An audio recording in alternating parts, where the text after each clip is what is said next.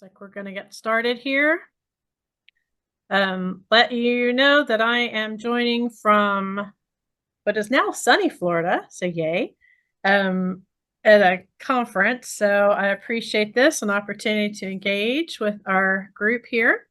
Welcome to the fourth meeting of the 42nd session of the Faculty Senate at Texas A&M University. If you are attending the meeting virtually and need a reminder of the Zoom features used in our Senate meetings, the Zoom tip sheet can be found on our website at the top of the current agenda page. And then please make sure that your microphone is muted. And for those who are on Zoom, one of the officers will be checking to make sure that you Zoom features used in our Senate meetings, the Zoom tip sheet can be found on our website at the I think we fixed that. I found it's random echo. Okay, so for those on Zoom, and Secretary Tarvin or Speaker-elect Klein or myself will be monitoring the Zoom raise hands function. Then you'll be called upon. He'll help, well, someone will help identify you. But remember, for anyone who is speaking or any of our senators, that when you come to the microphone and then are recognized to speak, that you need to state your name and which college you're representing. And we're asking for one question at a time. And then, so keep in mind, please, that the room is for our accredited press, our A&M faculty whom we represent, our administrators, our staff, and our current students. If there are other persons outside who would like to observe the meeting, you're welcome to be seated in another location and watch the meeting on YouTube to make sure that you are able to do that. And then again, if a senator wants to offer a motion during today's meeting, please raise your hand at the appropriate time and ask to be recognized.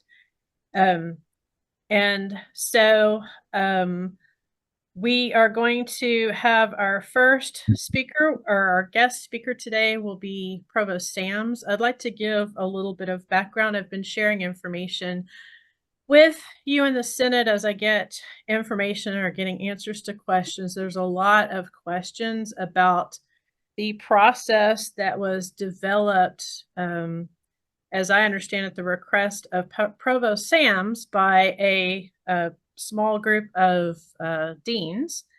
And then that process was implemented. The state does not require us to have a process to inactivate certificates of minors. There's not a review process for that. I think it is a healthy conversation to have in the sense that we may have courses that we are no longer teaching, and it doesn't make, faculty may not want to offer that certificate anymore because they don't intend to teach the courses. But the cost of offering a minor, as I have researched, appears to be in the sense that the minor itself is the process that's done at the very beginning of getting the minor or their certificate approved. And then after that, I have been told multiple times that the inactivation process was because of cost savings, but I haven't been able to find an actual quantifiable cost savings because I did ask about that. And I asked where those cost savings would be deployed and was told that that would be through faculty lines, but I can't find that there would actually numerical quantifiable cost savings that could be deployed in such a manner. If a minor certificate is inactivated, the courses don't go away. I made that point to someone and I was told not necessarily, which actually gave me quite a bit of pause. So there is trying to understand how this new process was developed, that the information I shared for you when I asked about the development of process, and I'm hoping that Provost Sams will be able to address this, of the shared governance aspect of this.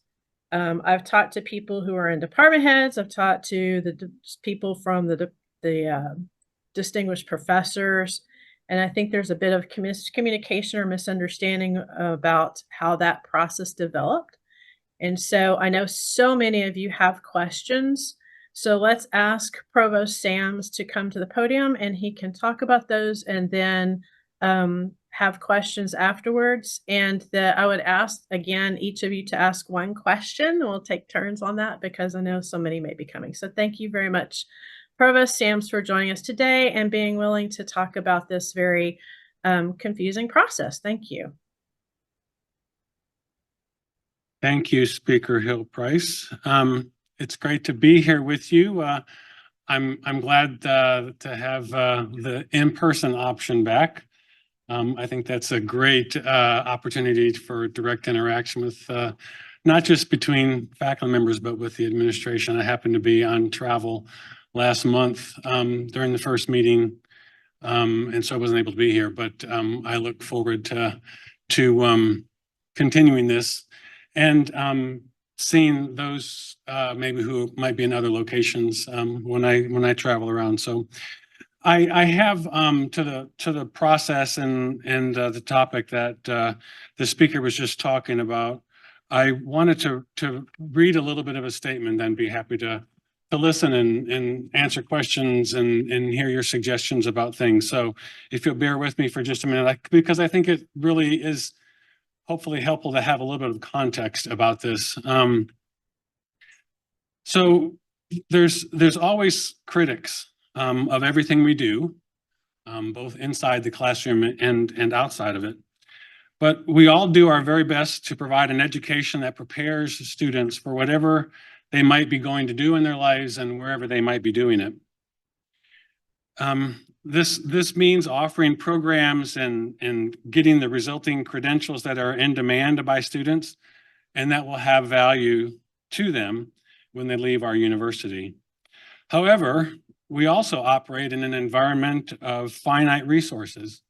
And by resources, I don't just mean money.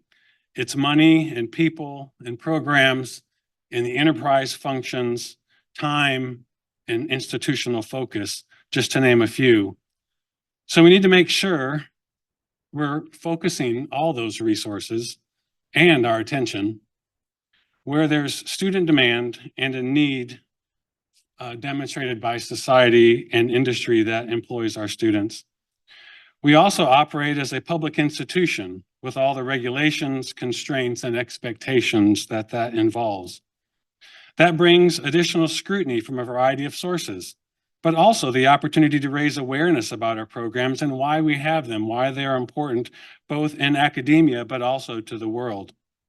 It also brings responsibility to make sure we're offering programs that have sufficient demand to justify their existence. You've all seen the tweets and the articles, and you know that we've heard from elected officials.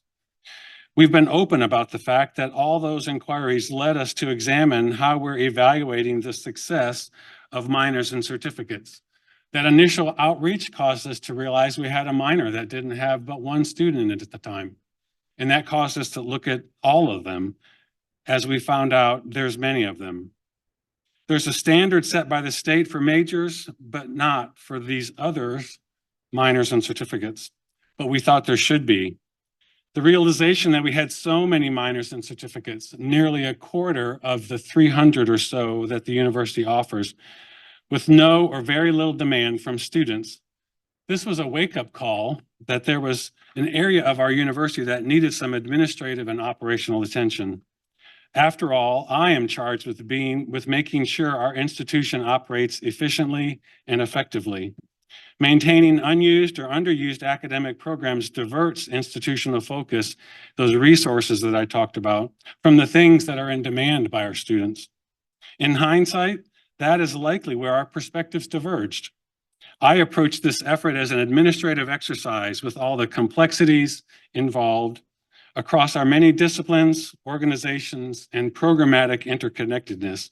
However, I recognize that these are curricula, and faculty determine what is taught in the courses and what students need to learn in those curricula. That's where I should have done a much better job of directly engaging faculty and the Senate in the development of the process and its rollout.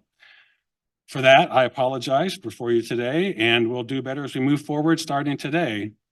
I rely a lot on the deans and their direct interaction with their departments and units, but there's certainly a role centrally to play as well. Today, I want to listen and understand your concerns and your suggestions for how we can improve these thresholds that have been established. This was always intended to come before the Senate for input on the program inactivation as part of our SAP, and here we are today. Each of you should have a copy of the process and the thresholds, but I'd be happy to summarize it quickly for us for the discussion. It is all based on a proportional adaptation of the process that's been long used by the coordinating board to evaluate majors. Every 2 years, we will use the 20th fall semester class day enrollment from the registrar to evaluate each certificate and minor. For minors, the threshold's a minimum of 10 graduates within 2 years, or 5 graduates and a minimum current year enrollment of 5 students in the minor. For undergraduate and graduate certificates, there's different thresholds for those 2 levels. A minimum of 10 undergraduate or 6 graduate completions within the previous 2 years, or the annual equivalent 5 and 3, along with a minimum current year enrollment of 5 or 3 students in the undergraduate or graduate certificate, respectively. These thresholds, like I said, are roughly based on the coordinating board's thresholds for majors and the proportional amount of time needed to complete a minor or certificate compared to a full degree. So with that summary and with that bit of context, I really want to open the floor for your feedback and your suggestions. I'm here really to listen. I think we all want Texas A&M to remain focused on its pursuit of excellence. And that means having academic programs that have demand from students. So I'd be happy to answer questions or listen to your Thank you, Provost Sams. I appreciate that. So I just would like to clarify. So I understand you're saying moving better forward, is this saying that you're going to review the process and the specific minors and certificates that are under review right now, or would this be for the forward facing for anything to come up next? Yeah, well, I'm really here to hear concerns and suggestions that you have. I intend to take all of that feedback back, discuss it with the president. I believe that Speaker Hill-Price, you'll be in that conversation as well, and we will decide where we go from here. So just to provide some context for everyone, to let you know, so I did explain to the provost that the common practice on our campus in advising and our long-term practice is to advise students not to add a minor or certificate until right before they graduate in order to make sure that they clear those requirements before they graduate. Also, with the courses that are stacked in a certificate or minor, it often takes the students longer than 2 years in order to complete the certificate because sometimes they're doing these in addition to classes that they're doing for their degree, or they might be some double counting. So I just want to provide that information, that I did provide that information recently to them because, and please correct me if I'm wrong, Provost Sams, but there was no review of the number of students who might be in pursuit of a minor, just only the ones who actually declared the minor or certificate. Is that correct, sir? Well, as we began to look into that, there was not I guess, a reliable and executable kind of way to do that because it's difficult to determine whether a student is really in pursuit of it or not, and whether they're going to end up declaring that or not. And so, no, there wasn't a consideration of that in the determination of numbers. Thank you. Senator Arellave. Yes, hi. Thank you, Provost Sam, for being here and presenting this matter to us. I have a question, though. So if there was no consideration for the fact that, in many cases, students register for the certificate once they have completed the coursework, why wasn't this taken into account, right? I know that you have mentioned that it's very difficult to, capture this information, but this is critical information. We could have students that are counting on these certificates because, for example, there's one certificate in my department that substitutes for professional certification by a professional society for postgraduates. And, getting rid of the certificate will imply significant cost to the students because if they don't get a certificate at Texas A&M, they would actually have to pay potentially hundreds of dollars to register for courses once they graduate to be certified in something that we are equipped to certify, right?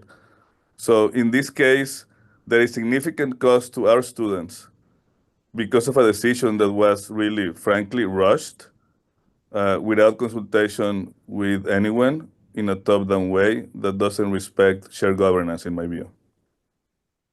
Well, I mean, that's a great example of the kind of feedback I think we need to have from today's meeting, and we can take that back and discuss it and decide what kind of adjustments are needed. Provost Sams, there has been, well, let me go to our room. I believe that Senator Rice is at the microphone. Hi. Howdy.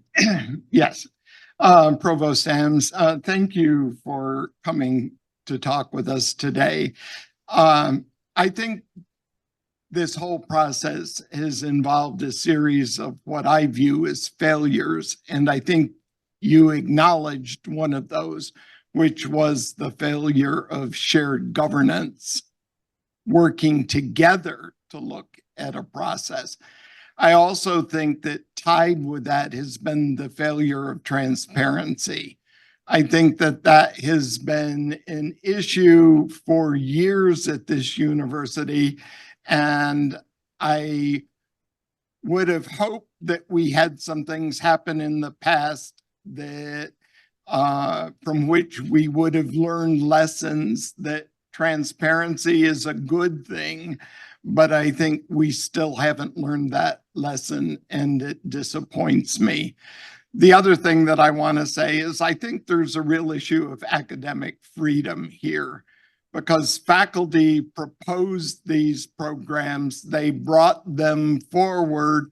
So I think they should be engaged in the process of reviewing them rather than being told that we're going to take something away, rather than faculty having the opportunity to fully defend it and to discuss it and be involved in the process.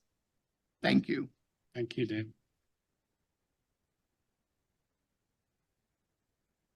I have Senator Bright online, so we'll go to him and then we'll go back to Senator McGill. So Senator Bright, go ahead, please. Hello, Provost Sams, and again, like what everyone has said, thank you for being here. So, but I do have one question here. So you mentioned that you're here to kind of listen, but I would like to have a response from you in terms of this. You had said that part of your decision was influenced by, the opinions of others outside. So I would like to know, to what degree did this external political pressure that was noted in the newspapers and by others influence this decision? Because I'm concerned about that, because there were profuse statements made by the president and others in administration that said that this would not happen again, and it kind of appears that has happened. So can you affirm that this did not happen? That this external political pressure was not a significant influence on your decision to invalidate or inactivate these certificates and minors? Yeah, I can say that didn't have any bearing on it at all. I don't think that I would go through the effort of trying to inactivate 52 programs because of one. That's one thing. And we've been really upfront all along that contact, and then the subsequent articles and things that came out about that. But that contact, inquiring about this particular program, was really what caused us to look at other minors and certificates for what enrollment they had. And that's when we found out that we had this big issue. And I just set about trying to administratively address it as an institution. And so it didn't really have any bearing on it at all. I was unaware. Excuse me, speaker, just a second. I just wanted Of to add one course. other thing. I mean, I know that there have been continued tweeting and articles and things about it, but that's a political world, and people can say a lot of things that just because they want to say them, and there's not a lot of accountability for a lot of those kinds of statements and claims that people make. I was unaware that until recently, I was told after much conversation about this, that it was the attention to that one particular minor that caused us to look at other ones, but even that seems problematic. I totally understand, since the state has requirements for majors and how those will be inactivated, but they don't have one for minors and certificates because they're based on coursework that already exists. So if the minors go away, the courses don't go away. Is that incorrect, Provost Sams? That's correct. In fact, SACS COC requires us to teach out the students that are in the program. And so we are required by SACS to continue teaching those courses until those, but many of these courses are used in other programs. And so you can't just look at those courses. And so, but the students will need to be taught out, so those courses will remain. And is this the motivation to have this process? Is this something that you determined to have? I'm sorry, is what?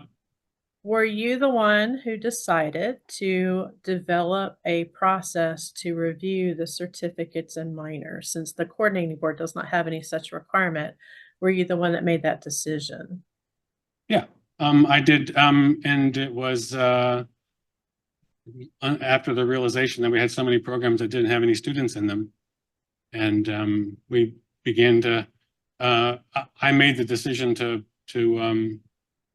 develop a process with which we could objectively evaluate the programs for having enough enrollment, and that's where I engaged the deans, that subcommittee you talked about, and then the larger group of all deans to kind of flesh that out, so to speak, to take into consideration all those programmatic uniquenesses and interconnectedness that I talked about in my comments before.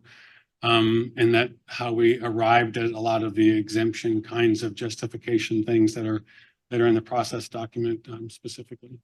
And then you are the person who listened to appeals and made the decision by yourself. Is that correct, sir?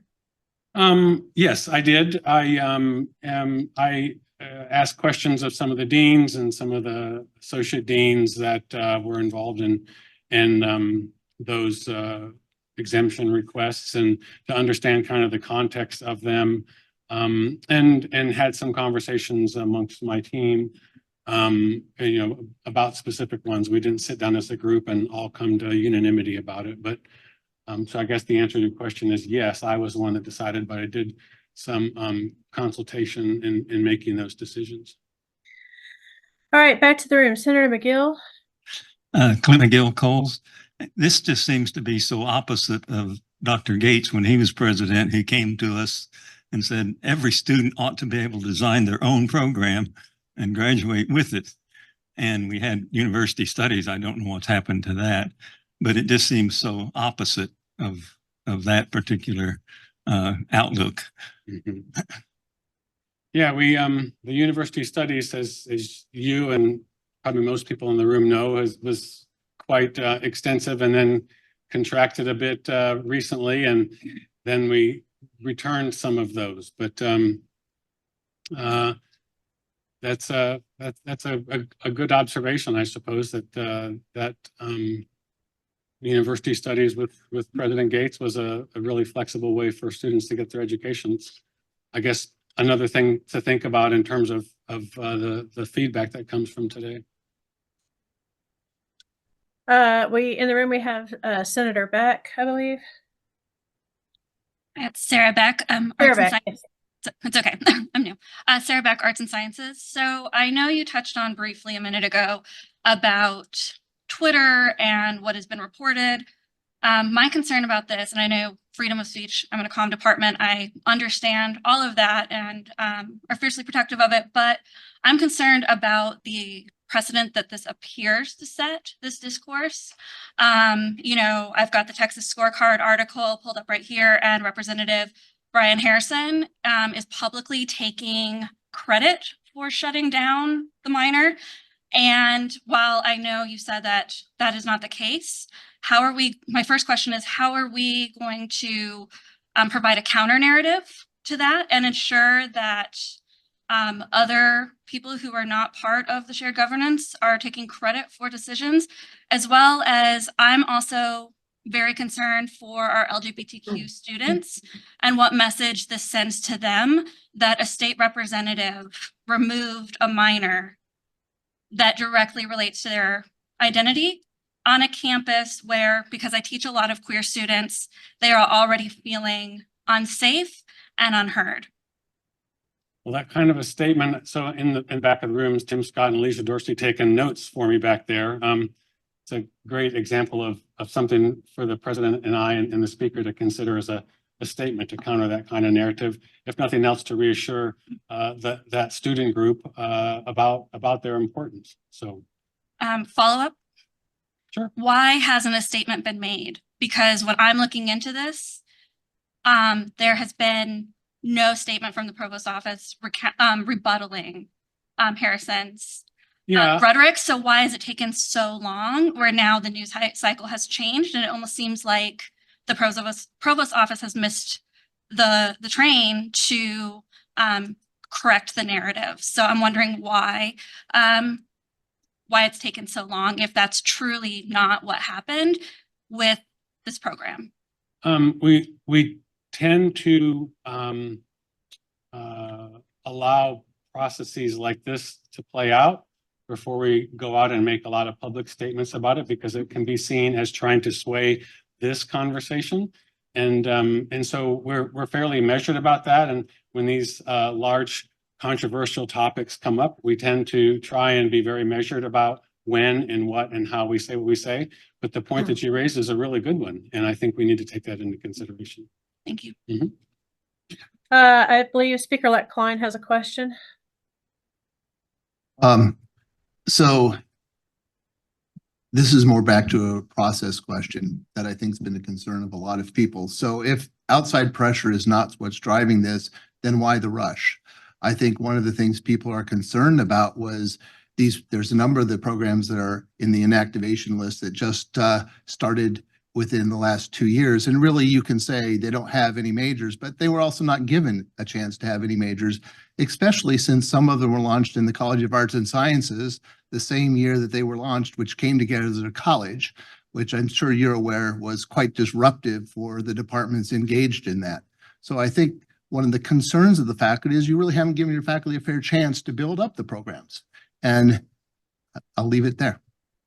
Yeah. Again, the timeline on this is something that is something that we need to talk about, and getting that kind of feedback, whether it's 2 years or 3 years or 4 years or 0 years or however many years, we need to have that kind of suggestion and feedback from you all, because that helps shape the program. It's also helpful to have an opinion of the body of the whole faculty senate. I know these are all great suggestions and things coming in, but to have the Senate as a whole make some decisions about or positions about things would also be really helpful in that deliberation process with the president, to know how the faculty senate as a whole feels. So your suggestion is well taken. I think it's something that we need to think about. So just to remind our senators that I did request that the president and provost stop this process and allow us to have an engaged discussion on campus about how the process should be, and then apply it in a forward-facing fashion, not going back to programs retroactively, but have something set in place that was very clear, had shared governance involved, everybody understood the constraints, and then move forward in a forward-facing fashion to apply that. And I believe that there are some deans, or at least one dean, that said this as well. So I do have a question. Did all the deans approve the decision? Was it unanimous, or were they asked to vote? No, they weren't asked to vote. We discussed it over many months, and I have not ever taken a kind of a collective poll of them to vote. I've had the majority of them for sure have told me individually that they don't have any problem. They support this. They think it's a good idea, et cetera. So, okay, so we can ask our caucuses then to have conversations with their dean. And I think that the caucuses probably should, get that opinion directly from them. After all, they do all report to me as their direct supervisor. So it'd be, we have different perspectives or different relationships with them. Sure, of course. I appreciate that. Okay, I believe we have Senator Cahill at the microphone in the room. Tony Cahill, College of Engineering. In your statement, you spoke about wise use of A&M resources. I would hope and expect that as part of your analysis, you try to figure out how much money you'd be saving by closing certificates. Can you share with us an actual dollar amount that closing certificates would free up? No, we did when the speaker asked that early on in our meetings about this topic. I asked a couple people in my office to try and put a pencil to paper on that and come up with a number. But it's one thing to look at the instructional time, but there's advisors and registrar and recruiters and a lot of different people that are involved in some aspect of maintaining or offering certificates and minors. And that degree is different for each of those different kind of employees for each of those programs across the colleges and schools. It quickly became a number that, while we might be able to chase down a number, I didn't have a lot of reliability or defendability about whatever we would come up with. I can just look over 70 programs and think about the amount of effort that's involved behind the scenes largely. Again, instructional time in classroom is probably, there's a minimal impact on that because those courses are used for a lot of other things. So, I don't know that we can put a pen to the paper, but it's a matter of kind of institutional focus, like I said before, about what our bandwidth is. And as we also struggle, are challenged with trying to figure out capacity, both human capacity and infrastructure and all of the things that go into having those kinds of programs. So no, there's not a number that we've been able to come up with. And we kind of gave up on that because of that defendability aspect. Okay, I'm going to go to a couple of people online, and I'm going to go to people who haven't asked questions the first time. I mean, haven't asked a question yet to give people an opportunity, but so I'll come back to you, Senator Arellano. Senator Jimenez. Yeah. Hi, Angie. Can you hear me? Yes. Thanks. So I think Angie tried to ask this question before. Maybe I got the answer, but I'm not quite sure. So we have this list of low producing minors. I want to know, has the decision been made and set in stone to deactivate them? And if that's the case, can you reverse that decision and put the faculty senate into the loop? And I mean, you should do better going forward, but we've heard that before, so it doesn't mean a whole lot. I'm talking about this situation and these programs right now. And I think if I get a clear answer to that question, that'll be really helpful for my confidence in the administration, for the faculty senate's confidence. And I use that word confidence very deliberately. Yeah, a couple of aspects of that question. And one is that, we're not through the review process. So yeah, there's several steps involved in this. So for me to say that it's set in concrete, like you said, I think is a bit premature. The other thing is that like I said before, I'm here today to collect all this kind of feedback so that the president and I can sit down with the speaker and kind of work things out and see where this goes. And so that's, those are I guess, two thoughts that I have about your question. Thank you. Mhm. Senator Haney.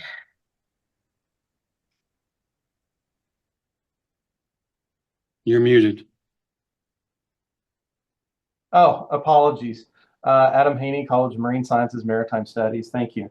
Dr. Sams, I'm still trying to figure out the cost explanation for this, because you've just stated that there's really no way to quantify all of that, but HR has techniques and they have looked at workloads and balancing those. And I'm still finding it troubling to understand how advisors and faculty are spending time on these low performing minors who don't have students in them. Obviously, we are not spending time advising students into these minors. We are not spending a lot of resources if we only have one or none in them. And so if I'm looking at a cost benefit analysis, this seems to be more problematic and creating more problems than it actually solves. So could you help me understand the cost better and why we haven't chosen to avail ourselves of workload balancing that HR has done in the past? I mean, we have that tool. Thank you. Right. So if we have programs that we're not trying to recruit students to go into, then I think that's a problem in itself, because do we just have those hidden in a box someplace? So that's one thing. So we should have people doing recruiting. They have to be counted and tracked, assessed. The certificates at least have to be reported. And so there is effort that goes into them. Now, can I quantify that? Like I said before, not in any kind of a defendable way. They also have a certain use of bandwidth of the institution. You just said HR has a lot of tools and methods and things for tracking a lot of different aspects of things. And so those tendrils, so to speak, that go into all the different position descriptions and things, yes, we could chase those down, but the counter to your argument is that says that those individuals have something going on in maintaining and tracking those kinds of programs. So again, I will say that I just didn't deem it a fruitful exercise to try and come up with some kind of nebulous number just for the sake of having a number. It's a lot about focus. Like I said, focus of the institution as we're trying to do bigger and better things, like I said, grapple with the capacity aspect of the university and scarce resources. So. But unfortunately, we don't know how many students are actually thinking about the minors because we haven't done anything to track the students who are interested in those, nor have we tracked students who've taken the courses for minors or certificates who could actually have those credentials added to their transcripts, unfortunately. And I would again say that the first time I asked about this, I was assured that this was being done because there was a cost associated with these things. And I've asked several people involved in this process, and I was assured that there was a cost associated with that. So I'm struggling with that as well. So I think that's something that I'm sure the administration will be taking into account as they're thinking about what the actual cost savings is, I'm sure. Let's go back to the room. I believe Senator Klein is at the microphone. Heather Klein, College of Arts and Sciences. So I wanted to bring two quick things up. One was a procedural suggestion. You said you were here to hear suggestions on the process. Currently, the process is looking at any certificate, minor program, whatever that is fall 22 or older. So this targeted or didn't target, it just one of the certificates in my department is part of that list. And so my colleague is in the process of going through the entire certificate new certificate request paperwork. And part of that request requires giving 5 years of projected enrollments. And so based on how these certificates and minors are required to be applied for by the faculty, the fact that 5 years seems to be what is asked for projected enrollments, I would say procedurally then it makes absolutely no sense to look at anything that has been in existence less than 5 years, because that contradicts the actual application of the minor or certificate itself. So I would strongly recommend that programs that are less than 5 years old not even be considered for this deactivation process, period. So that would be my first procedural recommendation. My second one is more to some of the comments you made in your address to us at the beginning. You said at the beginning that you recognize that you were doing this as an administrative activity, but that the faculty are in charge of the curriculum, correct? Mhm. So if this body decides as faculty who are in charge of the curriculum to pull a deactivation from the consent agenda because we as the faculty see value in the program, will you honor that decision of the faculty?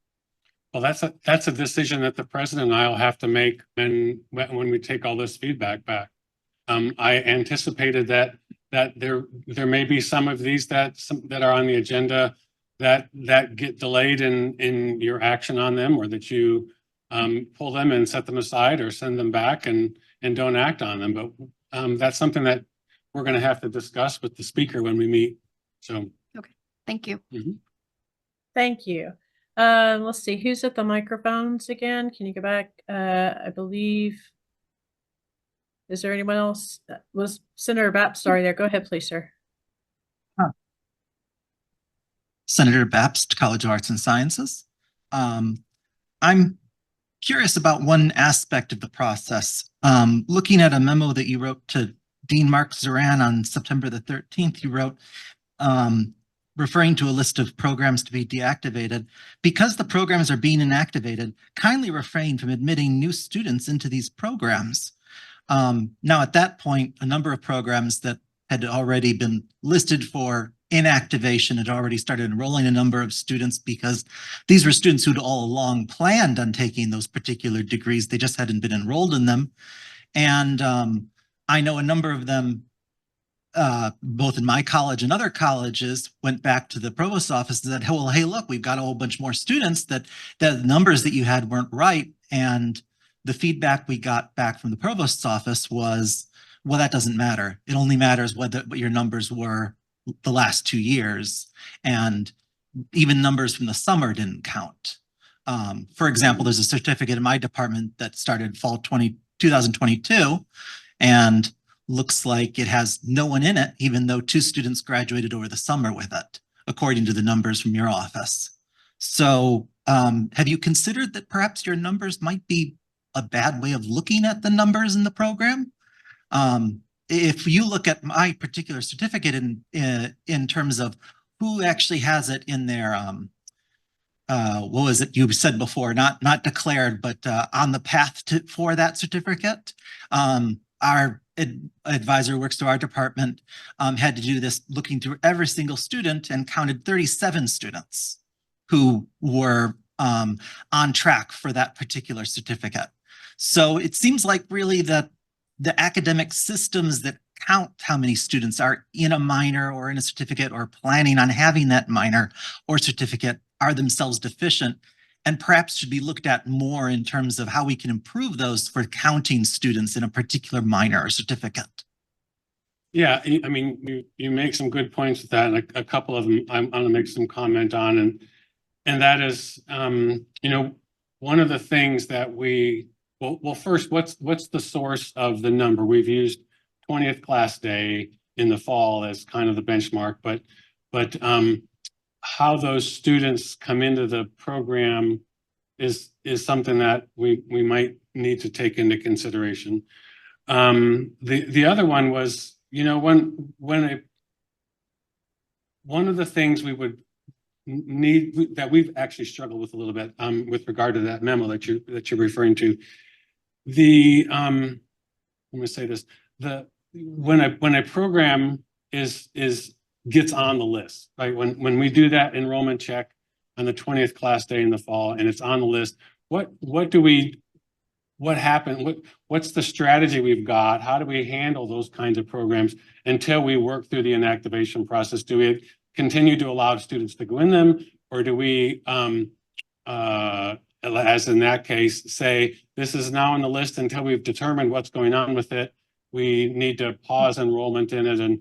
But that's something that we need to get some feedback or some suggestions on how you think that we should manage that, because right now, once they got on the list, they were there. But so that's one aspect, is that how we manage those programs that get on that list in the fall, in terms of subsequent enrollment that goes in it.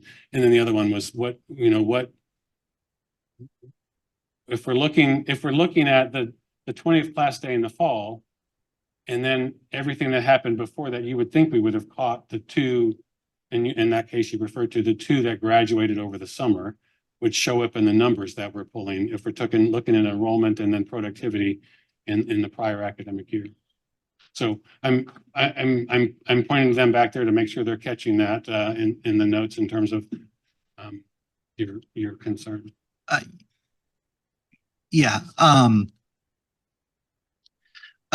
If I can have a follow-up, it would be that there's needs to be a way of understanding who's actually, enrolled for a particular minor or certificate, and a way of actually being able to count them in a way that's uniform across programs, and also accounts for the fact that,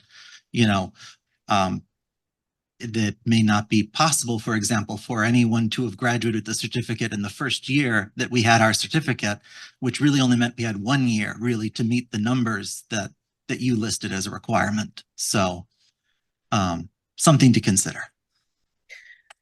Yeah, and I would say that normally, correct, when a program is being discontinued in the past, it's always because the faculty decided that the minor or certificate needed or degree program needed to be discontinued. They voted on that, and then that process moved through CARS, but that's not what happened in the case of these.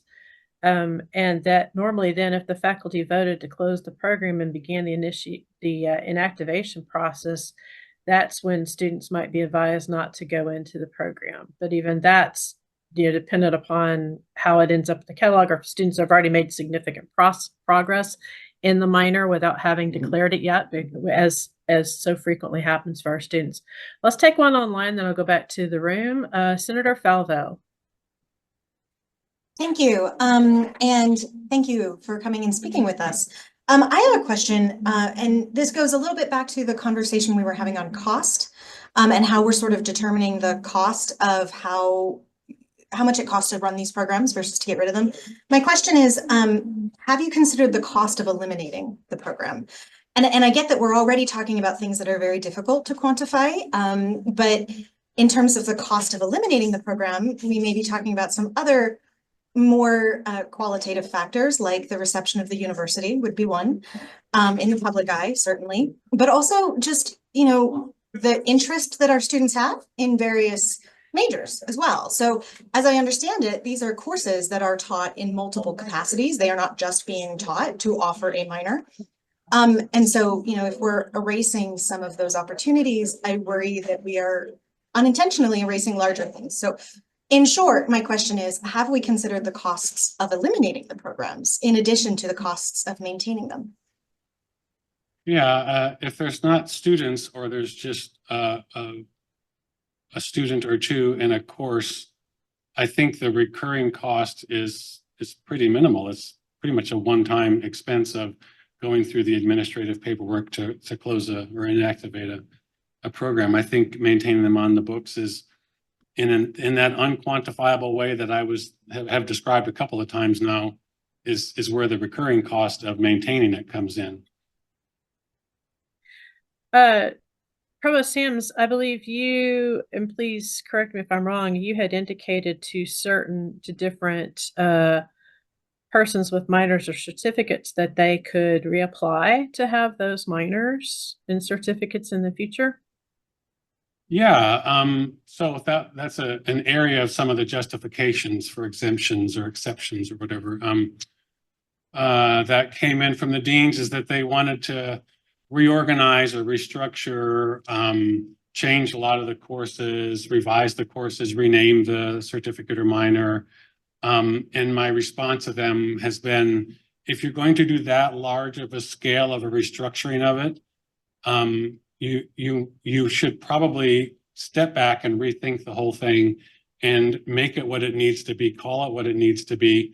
Make sure that you've got students that are interested in that, rather than they're clearly not interested in what you're currently offering. And so that's, yes, I told them that they would be able to go back and recreate it the way it needed to be, and have demonstrated demand for it and recreate it. But we don't know that there's clearly not people interested in those yet, apparently. And then there is a concern that, I mean, it seems like that could be potentially a waste of taxpayer money to get rid of a minor and then come back and bring the minor back, because that's when the paperwork happens, is when you're doing the applications. Is that not correct? Well, it would presume that you're not bringing back the minor. You're bringing something else back that maybe was what the original minor needed to be. I'm responding to you that yes, I did tell them that, but that was the context of what I told them, is that if you're going to do a major overhaul of something, you're probably better off, when there's no students in it the way it is, you're better off inactivating something and coming back with something that doesn't have or has the appeal that you're trying to get to the students. Thank you. Okay, back to the room. We've got someone at the microphone in the room. Yes. I can't see this microphone. Yes. Go ahead, please. Sarah Meismer, PVFA. Thanks for being here to answer our questions today, Provost Sams. I'd like to drill down because I have a few questions. I was in some of those meetings with the deans, and not all of them. And I'm sure many of the other people in this room weren't in those meetings either. So we did have some deans that ask about timeline. And we had some conversations about certain degrees and certain minors where you have to do several years worth of work before you are even able to declare a minor.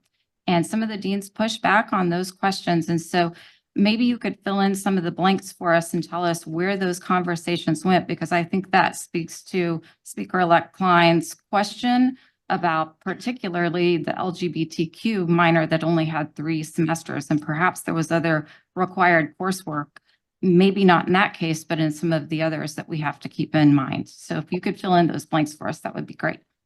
Yeah, some of the conversation went, well, there was a lot of conversation, whether it's 5 years or 3 years or immediate year look back and some of that kind of thing.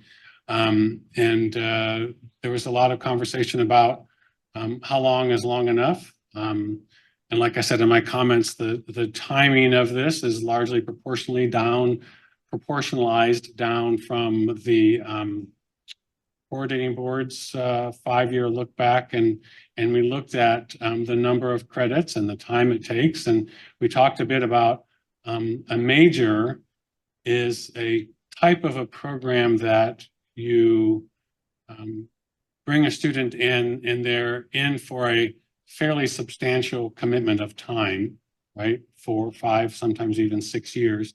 You generally are recruiting those in many cases out of high school for many disciplines. Some recruit them in from community colleges and things like that, but they're coming in for a longer period of time, whereas a certificate or minor is something that I will use the word is dropped into the curriculum. In other words, that students, it's a shorter term commitment of time for them. We're not generally recruiting somebody to come here as a freshman to join a minor. They're coming here for a major. And so that difference between, and it speaks a little bit to this in the actual process document, that the length of time that a minor takes suggested that it didn't warrant to have that much time. And so how much time should it have? And arrived at 2 years being enough time, and applying that now as opposed to allowing a minor to have 5 years to work into an enrollment, recognize that this minors are going to be recruiting from our existing students. We're not going to need to cultivate students out of high school, so to speak, to come here for that longer term commitment. And so those are some of the aspects of this, and the differences between what a minor is in terms of the time commitment from students, the length of credits it takes, where you recruit them, how you can access existing student body to do that, as opposed to a major, which is a very different kind of thing. And so that's kind of why we ended up at a 2-year time period. But Provost Sams, a minor is 5 classes, potentially 6 classes. A student wouldn't take those in 1 or 2 years necessarily, because if they're adding it on to a major, they could be taking that over a 3 or 4 year period even. Particularly if they have a 200 and a 300 and a 400 level class, that requires a significant amount of prerequisites that are involved. Yeah, I mean, there's a lot of fuzz around all this because you've got all these different programs and they all have different requirements, different courses, different levels of courses. Some of them have, pick 3 of 5 options and things like that. And so, again, this is we're trying to get a process that can be applied across the whole university. And I'll close my response to that to the same that I said to Senator Klein here in terms of if the number needs to be different, the number of years needs to be different. That's something we need to take back and consider. I guess both Senator Klein said that. Thank you. Senator Sinha, you had a question in the Q&A, and I was going to give you a chance to ask that question. Yeah, thank you, Provost Sam, for coming here and answering questions. Since all these things were triggered by one of the courses, LGBTQ programs, LGBTQ minors, I have a question. Does the state have any rules not to offer any LGBTQ minor or program? Not that I know of. This isn't in response to any kind of a state requirement. Senator Miranda. Provost Sams, thanks for coming and talking to us. As a faculty, I'm very concerned about university reputation, and that's hard to quantify, put a dollar value to, but when a university reputation takes a hit. I've been listening to the conversation going back and forth. It's very clear that we don't have a good idea of actually how many students are going to enroll in a program because of the way that the minors get loaded towards the back end of a student's career. We don't know the costs. And so from where I'm sitting, what I perceive to be the case is that this started out with wanting to find a way to shut down one particular minor. And in order to give the university cover, there was now a need to examine all of the minors. And I think that is something that gives a lot of us trouble. And you talk about the deans being involved with this process. It's hard to believe that the deans would have understood the ramifications of all of these things, because I certainly don't feel like the deans have communicated adequately to the faculty.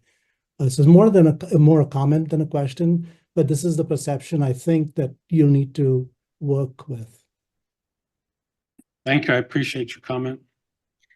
I'm going to go ahead and let Senator Ariave ask a second question, then I'll go back to the room. Go ahead, Senator. Yeah, so I want to make one clarification and then I want to ask a question. So the clarification is that you could have asked subject matter experts, people that have lounge certificates. So I'm one of them, and many of us are.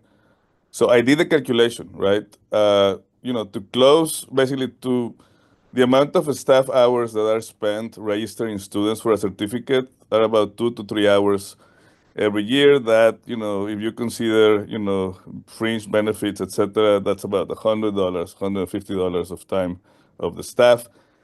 If a certificate is deactivated and then you want to relaunch it again in whatever capacity you can without modifying it, as you suggest, that probably cost about 5 hours of meetings, of 3 faculty or more. That is probably $3,000 worth of faculty time, right? So it's orders of magnitude way more expensive to reactivate something that was deactivated by a misguided decision without all the information. The other thing that I'm going to say is the following. The question that I have, though, is the following. So if we believe in academic freedom, and we believe that faculty are responsible for the curriculum in this university, and we believe that there's no cost incurred in creating a certificate, or sorry, maintaining a certificate, given the fact that many of these courses that are part of the certificate are still taught. And if they don't make it in a year because of low enrollment, there's no cost to the university because that course is not taught, right? So there's no cost with maintaining the certificate. If we believe in academic freedom, and we faculty believe that the process has been rushed with, very little information in a top-down way, and we decide to pull all the courses out from the docket, so we could provide the responsible people of the certificates more time to advertise their certificates, so we have enough time to account for the fact that students probably didn't register to the certificate because they were waiting to be about to graduate to do so, as we always advise them to. And we vote against this, procedure. You mentioned that you're going to go back to the president and discuss this. So it could be the possibility that we vote to basically table this process until we have more information and we provide faculty responsible for these certificates to do some proactive, to have some proactivity and, try to, reach out to the students and get them enrolled. So if we do that and you come back and say, you know what, we're still gonna eliminate these certificates. My question to you, Provost Sams, and to the president indirectly to you is the following. Do you believe in shared governance? When the new administration started, we started by the president and his administration telling us, the faculty, students, and staff, that the old ways were in the past, and that the new way was to respect shared governance, among other things, right? So the path forward, as far as I understood it, was let's listen to the faculty, who are the experts at teaching, right? Respect the academic freedom, and let them teach such that we can educate the next generation of Texans, Americans, and people from the world, right?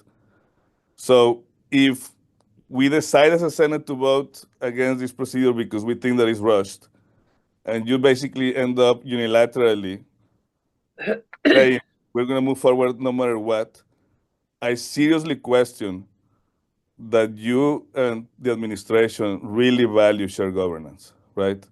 And that is going to be extremely concerning, particularly because you have been, responsible for the university for barely a year.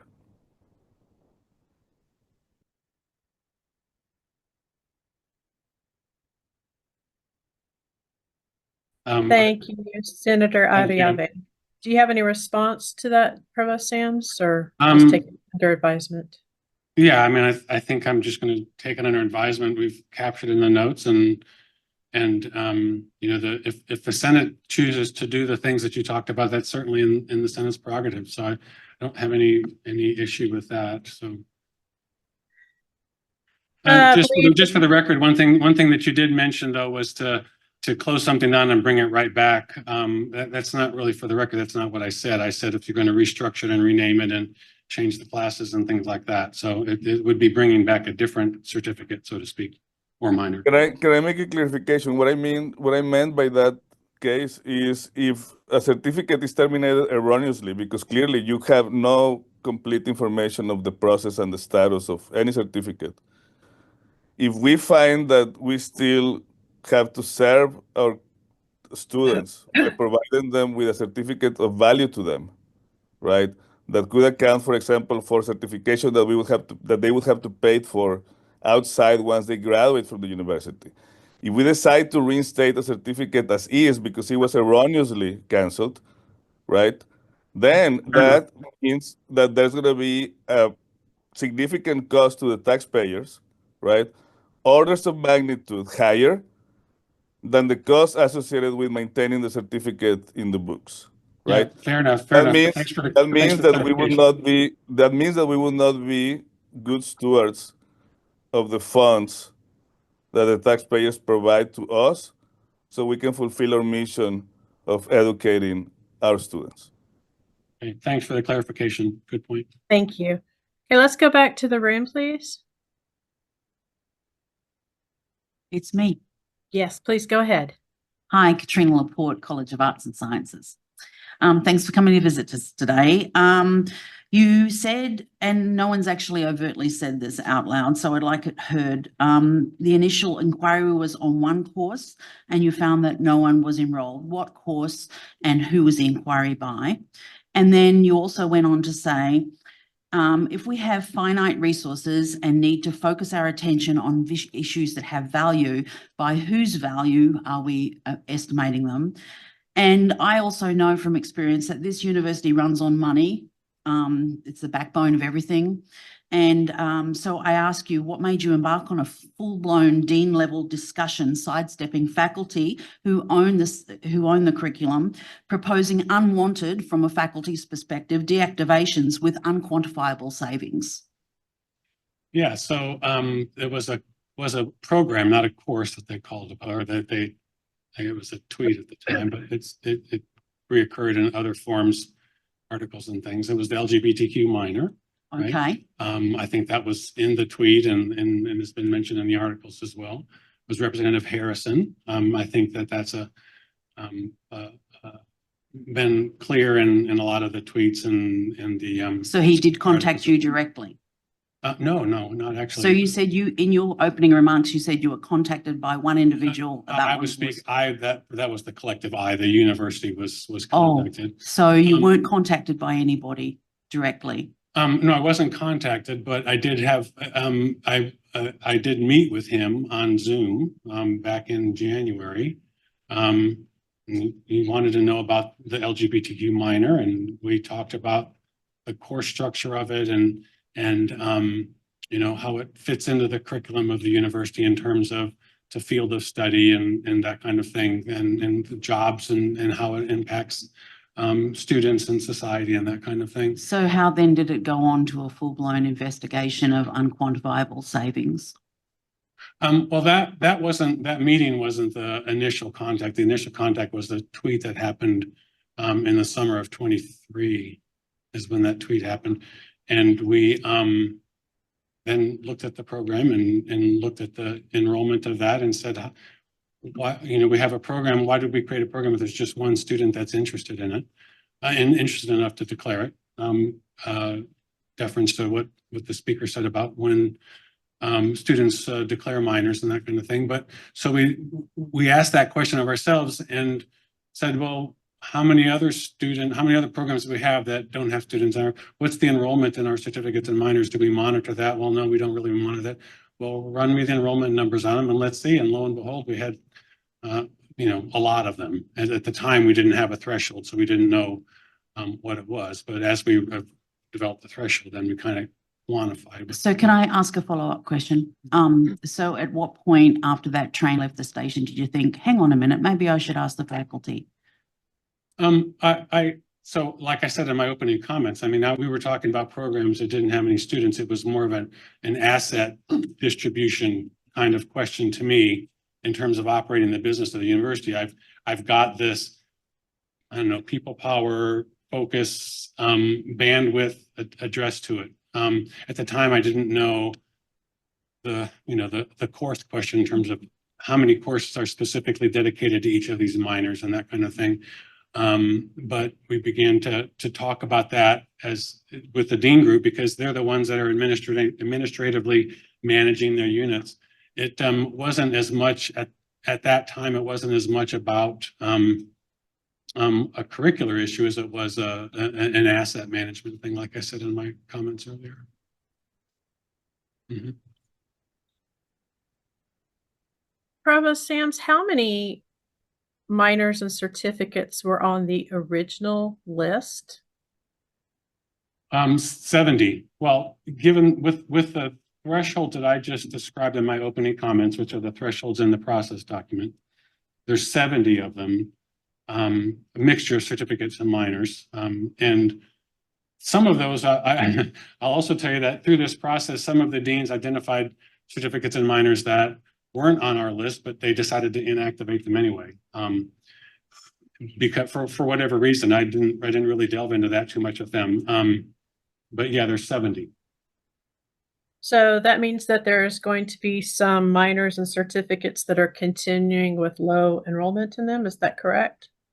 Yeah, those would be the ones that had reasons for that, and some of those reasons are some of them are required by accrediting bodies that we offer a portfolio of various minors or certificates for that particular discipline, and so to maintain that we're willing to allow that one to continue. Some of them are associated with agreements, institutional agreements between Texas A&M and other institutions that we provide this kind of certificate program. It's a training kind of program, that we would provide to the other institution. And so there's not a lot of students going through that program, but because we're contractually obligated to this agreement, we decided to let those continue. Those kinds of situations where exceptions were granted for those kinds of reasons.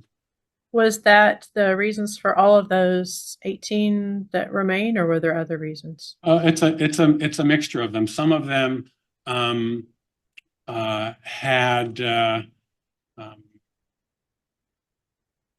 other things that were going on with them. So, for example, there's one of the colleges had a couple of minors. No, I think they're certificates. They're certificates that they.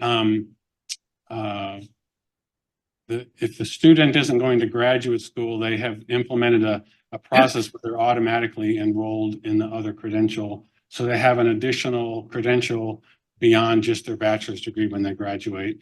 And that was something that was actually in process already. And because it was going to create an automatic flow of students into that program, that seemed to be a reliable kind of thing. The kind of exceptions that were denied, by and large, were exceptions that spoke to we're going to be hiring a new department head in 2 years, and this may be a priority for that person, or we're going to be hiring 3 faculty over the next 5 years, and they might come in with this kind of expertise, which may allow us to invigorate the program and get enrollment back up.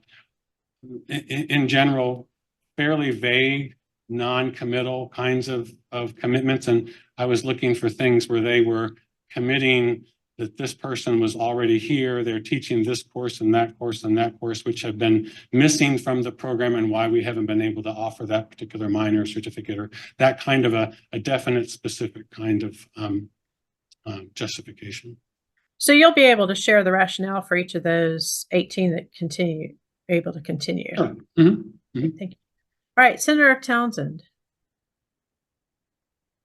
Good afternoon. Thank you for being with us this afternoon. I wanted to circle back to a comment that you made previously about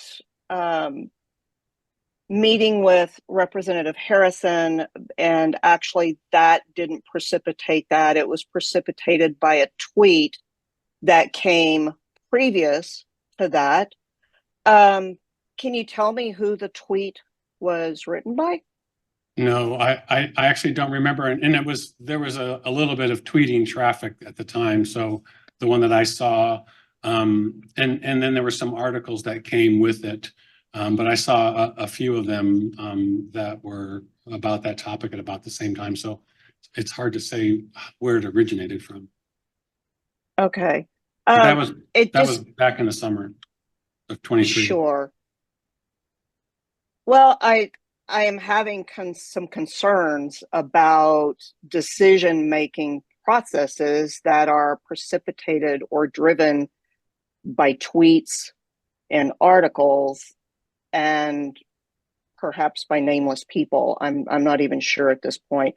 What can you tell me about the decision-making process that would allay my concerns about what is driving academic decisions and processes at this university? I would love to have your feedback on how those decisions get made. Who do you pay attention to? Who do you not? I pay attention to the performance of the university and the enrollment in programs. I've said all along that this is is driven by the realization that we had a quarter of our certificates and minors with, according to the registrar, very few students in it or none at all for, in many cases, several years. And that's what drove the decision to go down this path and see about trying to resolve that a bit. We really had the tweet, like I said, like we've said all along through this whole last several weeks, or even way longer than that, that it wasn't the tweet that made us make the decision. It's what caused us to look at the numbers and say, oh, wow. And it's actually, you know, it's these aren't numbers that are just around someplace. You have to go and, you know, query the system for them. So. I must say that, at least from my part, I was not aware that this was, or been told that this was prompted by a tweet until, or that particular thing until very recently. And after many discussions that I just was told this recently. I believe we have Senator Tagg at the microphone.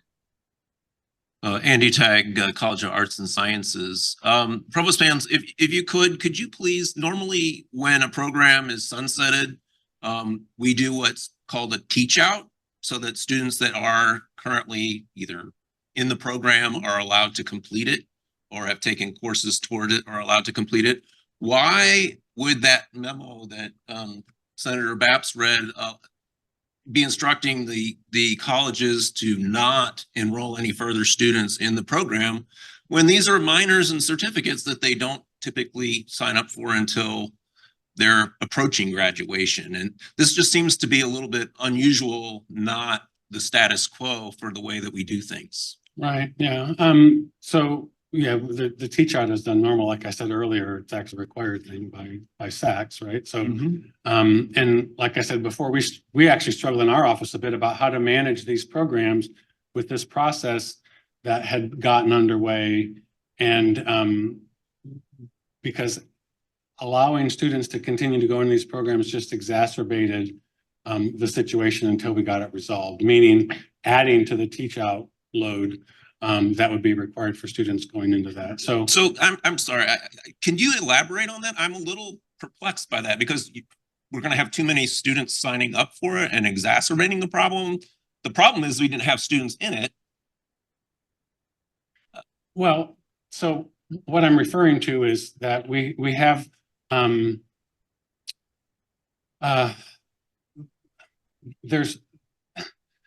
there were some efforts to, with some of these programs, I was asked if I can go out and get a bunch of students to sign up for this, will this get me off the list for this year? And I said, well, that's really not what this is about. We're looking for students who are not being convinced to sign up for the program. They're truly interested in doing it. And again, this was all in the midst of trying to figure the process out. And so we thought that the best way to approach this was to pause the admissions or the signing up, the entry of the students into these programs until we work through the inactivation process. So we weren't recruiting students, and so we closed down minors and certificates. But when people thought they could recruit students to the certificates and minors, we closed them down. Well, again, like I said earlier, when Senator Baps was up, that this is an area that we struggled with in our office, and really need to get the advice and suggestions from you all about how best to manage that kind of thing when a program comes up on the list. And you know, even if it's not for low enrollment, if it's going to be sunsetted, do we still put students in that? So that's something I think that we need to take back and think about. Like I said, it's something that we even struggled with in our office. Okay, I'm going to take the people who have their hands raised and the people in the room right now, and then if you have already asked a question, I'm going to defer to the people who have not yet. I think everybody's already asked a question and have their hands up. And then we're going to finish out this discussion, I'm sure.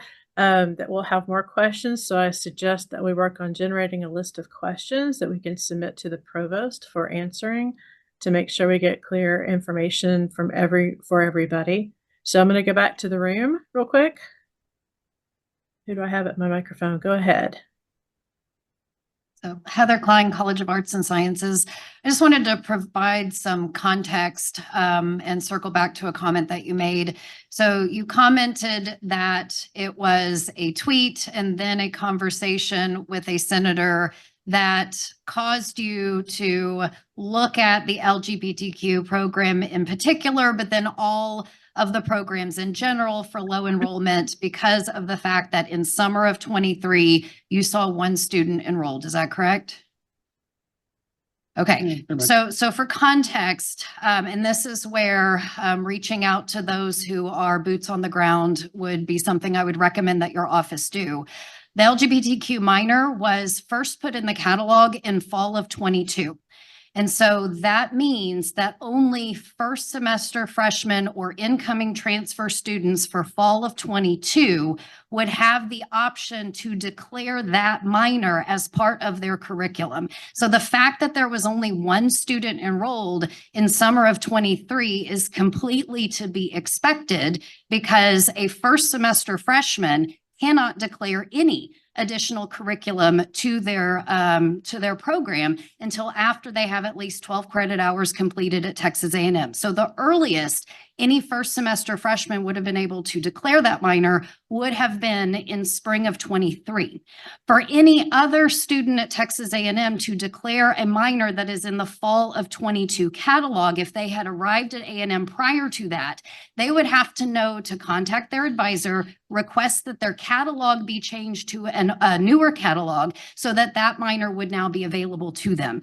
And so the fact that there was only one student in summer of 23, I think makes perfect sense because first semester or first year freshmen are not in typically at a point in their career where they can even declare minors or think about minors.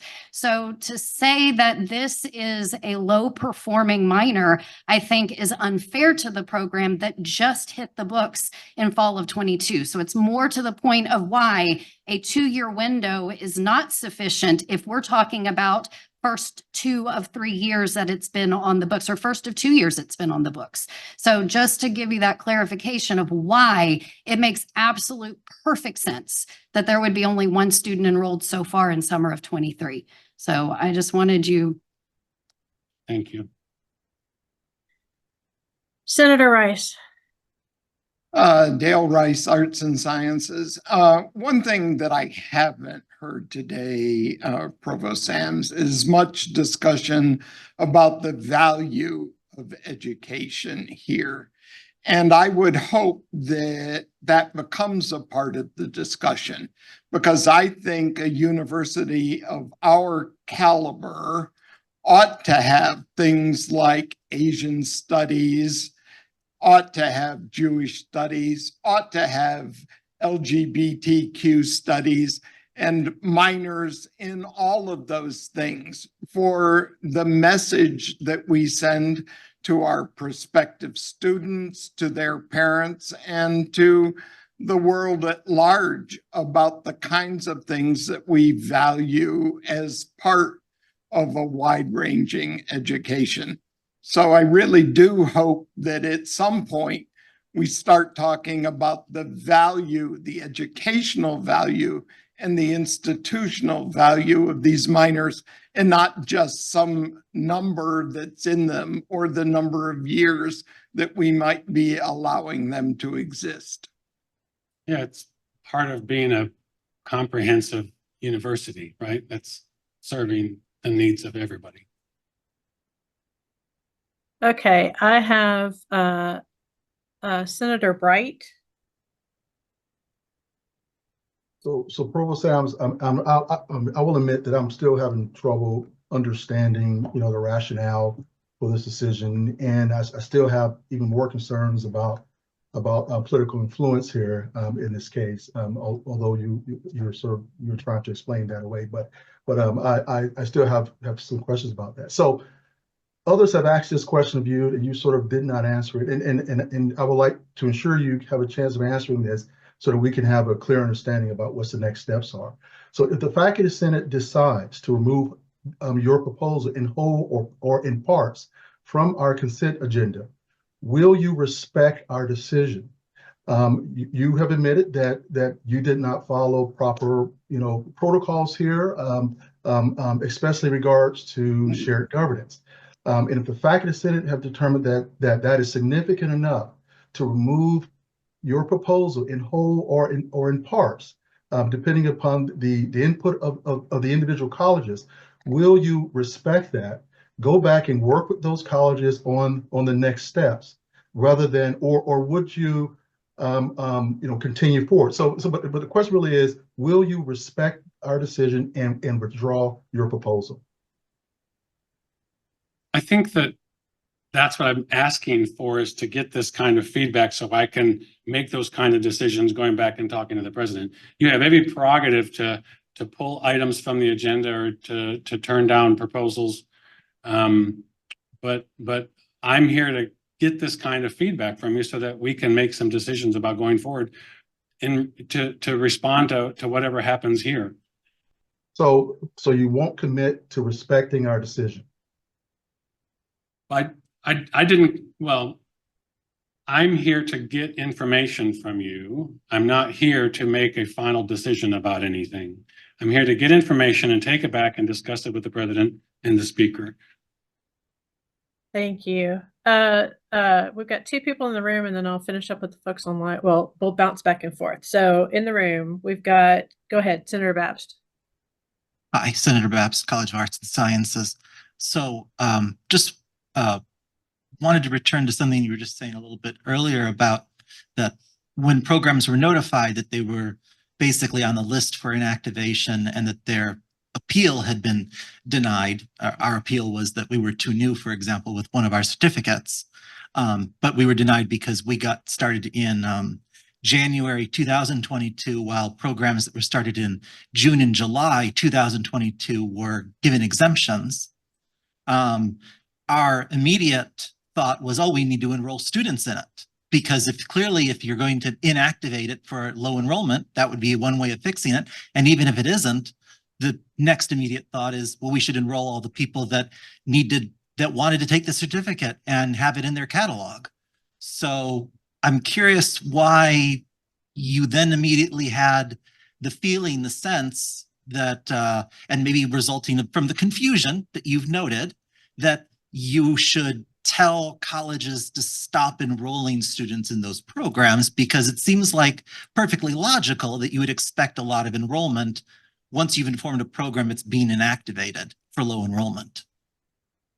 And also, related to this, you keep mentioning the SAC-COC requirement. Well, doesn't SAC-COT also require you to give a closing date of when you're no longer enrolling students? And doesn't that date technically need to be in the future? Yes, I mean, there's a notification that has to go to SACs, and in that it has the closing date, right? And that closing date needs to be in the future, right? The closing of when students are admitted into the program. So, but we're going to tell students they can't enroll before that closing date. I'm phoning a friend here. Closing date.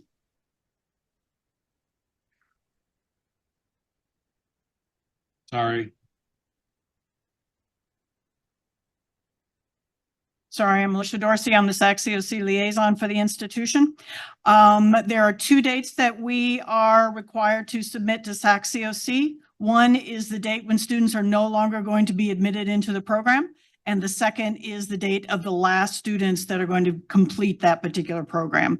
And it's not a notification. SAC-COC actually has to approve our actual teach out plan. Thank you. Mm-hmm. Lisa, have we already notified SACs that we are going to stop enrolling students in these programs? We do not submit any teach out plans to SAC-COC until they have been signed by the president. Okay, thank you. If that date needs to be in the future, well, I don't understand the paradox. Senator Arriabe? Yeah, so basically, I mean, I want to follow up with what Senator Bright asked, who was a follow-up on what I asked, and other people have asked implicitly or explicitly. So if the Faculty Senate decides to pull this elimination of these minors and certificates from the agenda, and you're reserving your right to basically take this in advisement or not, and you and the president are going to make a decision. If you basically decide not to follow with the principles of shared governance and unilaterally close the certificates, what do we need the Senate for? So one of the main responsibilities that we have is to supervise our curriculum, right? Actually, as far as I can tell, one of the most important votes in the Senate that we actually have to make sure that we vote on every end of semester is for the degree, like to certify the degrees that are going to be granted in graduation, right? And, you know, in the ceremony of graduation, it basically says that the degrees are conferred, you know, upon the authority of the university as represented by the faculty who instruct the students, right? So if the provost and the president are going to start making unilateral decisions on instruction, I don't have any problem, by the way, with eliminating the Senate. If this is what you want, if you want to eliminate the Senate because the Senate is, you know, inconsequential, right? That's fine, right? But then, you know, when you confer degrees, you cannot say that they were conferred upon the authority of the university as represented by the faculty, right? Okay? Because, you know, apparently that is the case. Apparently you don't need the faculty to decide on the curriculum. More importantly, the problem with that is that in the future, the university, deans, you know, the department heads may be interested in offering, you know, new certificates to respond to funding opportunities outside, for example, the CHIPS Act, right? Or manufacturing, or any other type of big initiative from the federal government where it would be nice for us to be responsive and offer workforce development programs, right? You still need faculty to offer these certificates. Maybe we don't want to offer these certificates anymore, right? Because we will put all the effort, hours and hours of time to create a certificate, right? With the fear that eventually a decision is going to come from top down, right? To eliminate something that we worked very hard to establish. Now, this time apparently is LGBTQ, but let's imagine that in engineering we establish a certificate on climate change. And maybe politically climate change is not that, you know, viable in, you know, in certain states, and then we receive pressure. The provost or the president receive pressure, or there's a tweet that criticizes the fact that we're offering a certificate or a minor in climate change, and then we would actually have to cancel it, right? And, you know, maybe there is a certificate or a minor in public health related to vaccination policies, right? And vaccination right now apparently is, again, a polarizable or a polarizing topic, right? So maybe there will come influence from outside that put pressure on the administration. So the administration finds a, you know, an excuse to eliminate this certificate or minor related to public health because the topic is too controversial, right? So if that is the case, right, and whatever the faculty decides, and we are the ones who teach, doesn't really matter to the administration, then there's really no shared governance, right? And one of the things that I find extremely upsetting is that we're going to have the presidential investiture ceremony in a week, and the president invited faculty to participate in the ceremony with regalia, blah, blah, blah, parading around campus. So for one thing, faculty are important, which is basically just being props in a parade. And for other things which are fundamental to our mission to teach our students, we don't matter that much, right? And, you know, again, if the university decides to deal with, like, do away with the Senate, I'm fine, but at least I want them to be transparent, okay? Thank you, that's all. Thank you. Senator Haney. Thank you. Provost Sams, from your public biography, it says you've been a faculty member here since 1987. Is that correct? Yes. Congratulations on 37 years. What I'm curious about is you've been here for 37 years, and can you help me understand why faculty were explicitly left out of this curricular process? You know that faculty are a part of that, sir. Why were we left out of this consultative process? Well, a couple of things. I'm here now, but even before then, like I said, the deans were, working, communicating with, interacting with whatever their units, their department heads, faculty, et cetera. Granted, that varied a bit from one college or school to the next, and but I was relying on them to do that engagement for the programs that are in their particular unit. And that's what I said earlier, there should have been a bit more central kind of strategy about that, just to make sure that everybody was aware of things and got this kind of broader feedback about things.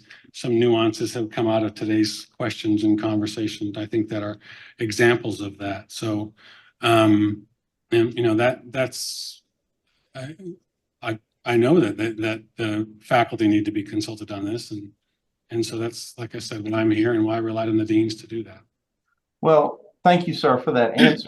I'm also a little confused because this went out as a done deal directive, and now you're here saying that we need to go back and review the process. If that's the case, and you are here for feedback, doesn't that mean that the program should be put on pause until you adequately gather all of this feedback and discuss it with the president? Well, I think that's one of the decisions that the president and speaker and I have to make as we get all this feedback in. How do we go forward with this? Thank you. Okay, so in the interest of time, I'm going to go to the one last person in the room who was there when I called time, and then we will allow if the provost has any wrap-up comments, and then I'll go into my speaker comments. So go ahead, please. Hi, I'm Frank Sotile. I'm a senator for the College of Arts and Sciences. I want to thank you for coming to this meeting to talk to us, Provost. But based on your comments today, it seems that this process to consider the minors and certificates, reconsider them, it started at the very beginning of the LGBTQ minor. It appears to me, and I think everybody else, or many other people, that this process was exquisitely designed to shut down that minor due to political pressure. And perceptions matter for the university and for how the faculty feel about it. I just want to read that statement. Thank you. Thanks. Do you have any last comments, Provost Sams? No, just not really. That's not what the case was. Like I said earlier, that was an event that precipitated looking at the numbers.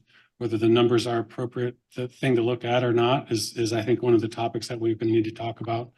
And one of the earlier questions, I can't remember who it was that was talking about, if our intent is to shut down the Senate.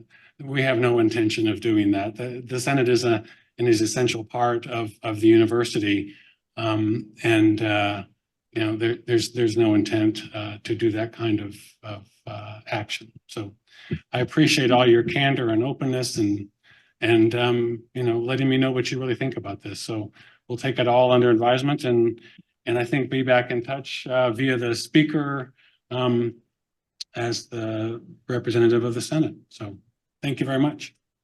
Thank you. Okay, first, I would like to ask Senator McKinney to stand. Senator McKinney, are you still here? Can we go to the camera in the audience, please?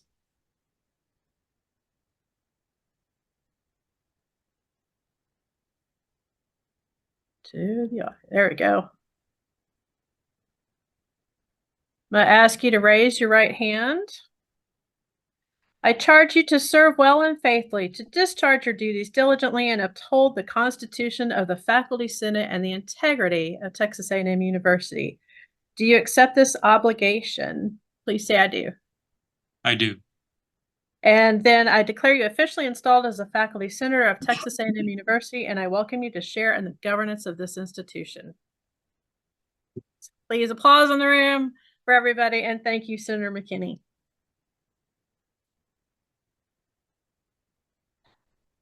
upholding the academic integrity of our institution is extremely important to all of us, and I so hope that each of you remember the things that you signed up for when you ran for the Senate and chose to join the Senate. I want to move on, but I do want to read again one of the things because I think it's important to iterate.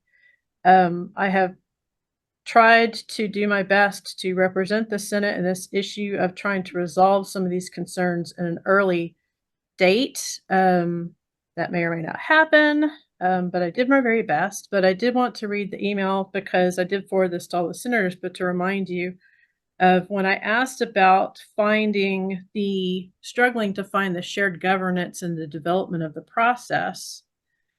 As you recall, it was emailed back from the provost that the less formal ways in shared governance are the deans engaging their units and my discussions during meetings with the department head council steering committee and the executive committee of the distinguished professors. The one group that was left out in this whole process and discussing and developing the process was the faculty senate in developing the process. I think we've all been getting to that point today. And I have, through everything I've asked, I still have not had any reason to change my mind that we were involved only obliquely after the decision was already made. And I think that's something that we really need to work with our administration to improve for the future. So let me go back to this. All right, so now that we're well into our meeting, and thank you all for hanging on with us, can we move approval to the minutes? Are there any corrections to the September 9th meeting minutes found in attachment A? We have someone wishing to come to the microphone, just so you know. Yes, please do. Please do. Go ahead. I realize Elizabeth Robinson. I realize this is very self-centered, but my name is off of the list of those that were made new senators last week. So. Oh, I am so sorry about that. No, it's fine. I put a note in there so y'all can put it in and I'll be happy. Thank you. Thank you. We'll take that as an editorial correction. Are there any other corrections to the meeting minutes? That is extremely important. All right, hearing none, then I declare the minutes approved as amended. Moving on to the consent agenda. Are there any questions or concerns on the October 14th consent agenda items? I have a question. So I have a question about the consent agenda. There are a lot of courses that are listed for inactivation proposal, change in programs. So are these programs related to this discussion, today's discussion? I think we have someone, I don't know the answer to that off the top of my head. Do we have someone at the microphone in the room? I could provide some clarification on that. Thank you. So for example, the ones that are on the inactivation list from arts and sciences are ones that were sent up by the faculty originally and approved by those. So all of the ones, for example, in our college that there are concerns about have not advanced through CARS to the point of being on our agenda yet. Hank Walker, engineering. All the engineering graduates, for example, all the Qatar cases were inactivating for obvious reasons. And these all predated this process. And the same, since I also chair the MS PhD curriculum committee for the Graduate Professional Council, all of those graduate programs also had predated this process. So none of these programs are related with today's discussion? No, and the ones that are not the Qatar cases have no students. In fact, well, some of the Qatar ones, they never got kind of deployed before we're inactivating, so they never had a student. Thank you. So Senator Rice, were you verifying that there are no majors, minors, certificates that were on the list for mandated removal, they were not on the consent agenda. Is that what you were confirming? That's what I was confirming. The only ones that were on there are ones that actually originated with the faculty and that the faculty were fine with. And that was true across all the colleges, not just yours. Yes, from everything I can tell, that is the case. All right, All thank of you. the I think that ones answers that question. that there had been concern about are not reflected on the current agenda. Is that true? Is that true for the maize horse as well? That is the only one I'm uncertain about. Is there anyone from the Mays Business School who can speak to their course that's on the consent agenda? Since the question was already raised.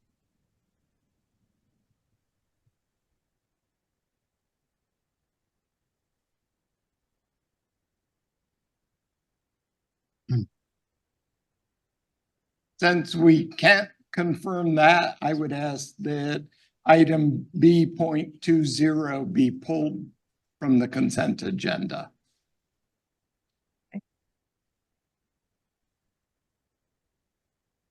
All right. Second. Thank you. That's actually not required yet, but I appreciate that. Okay. Thank you. Hang on to that thought. When courses are removed from the consent agenda, or any items removed from the consent agenda, then they'll be considered in the unfinished business of the agenda. Anything else? I think that sounds like it. Then I'll declare the remaining September 9th consent agenda items approved as presented. And now an unfinished business. Madam Speaker. Yes. Dale Rice, Arts and Sciences. I would move that the item we just removed from the consent agenda be tabled until the next meeting to give us time to confirm with May's faculty if it was one of the items that they wanted to move forward. Second. Thank you, Senator Cecilio, as a second. Is there any discussion on this motion? There's nobody moving towards the mics in the room. All in favor, please say aye or raise your hands online. Aye. You can use your picture or by raising the hand. Aye. We're counting the numbers. It looks like everybody, including me, raised their hands online and in the room. There's certainly a majority in the room. Okay. Okay.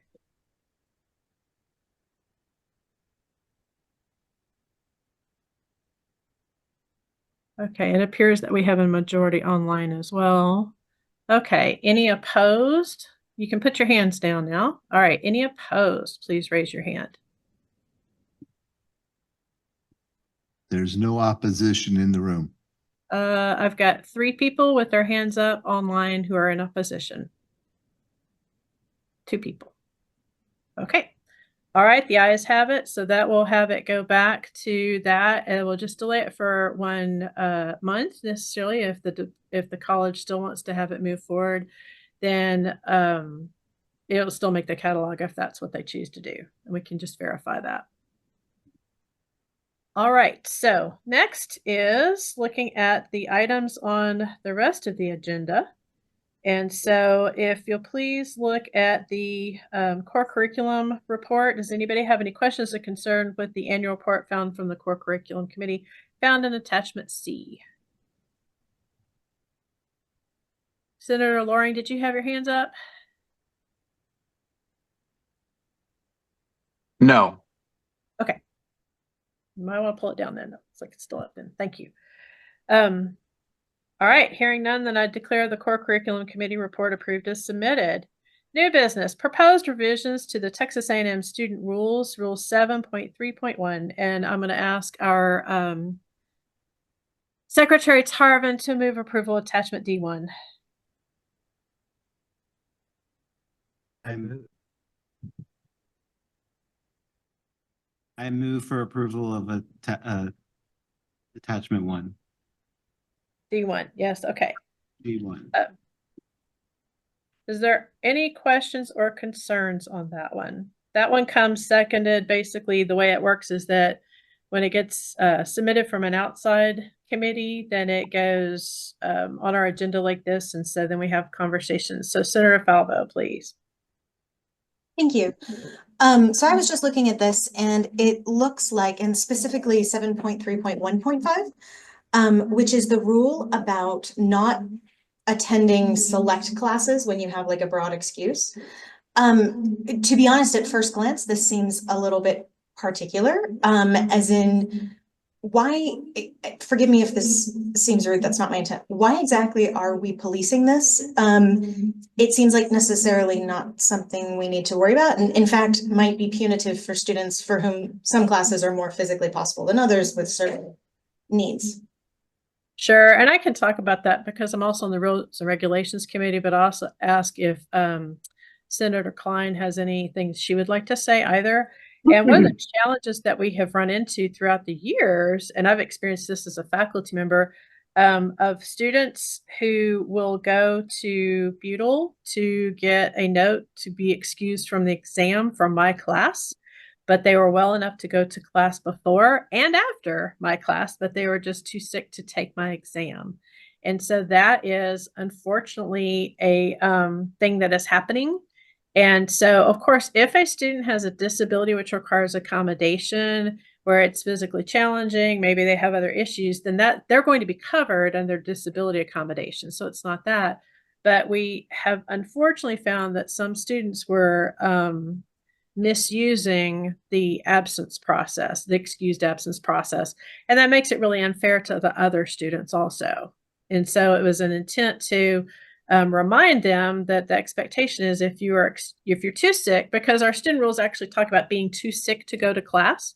So if you're too sick to go to class, then that we have always looked at that historically as being too sick to go to class all day. We've never actually just specified that. So that was something that the ombuds felt like it probably needed some clarification based on her experience also. Senator Arayave? Yes, I have a question. When this happens, and the student is selectively sick by sheer coincidence, isn't this, couldn't this be construed as some type of violation of the Aggie Honor Code? Potentially, yes.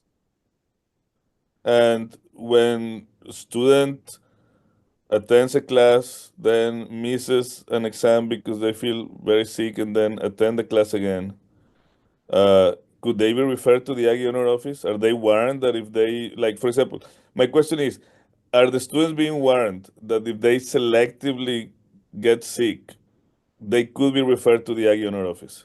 Well, that's why the rule needs to be changed. That is the warning. Okay. Thank you for clarifying. Sure. Senator Batch, is that you? I am actually very concerned that this is a can of worms. I know as a student, I would sometimes go to several classes as an undergrad, then vomit and go back to my dorm room and lay there for the rest of the day. And I feel like that unfortunately enforcing this one might be very difficult unless it was exactly the sort of situation you're talking about where they went to class afterwards.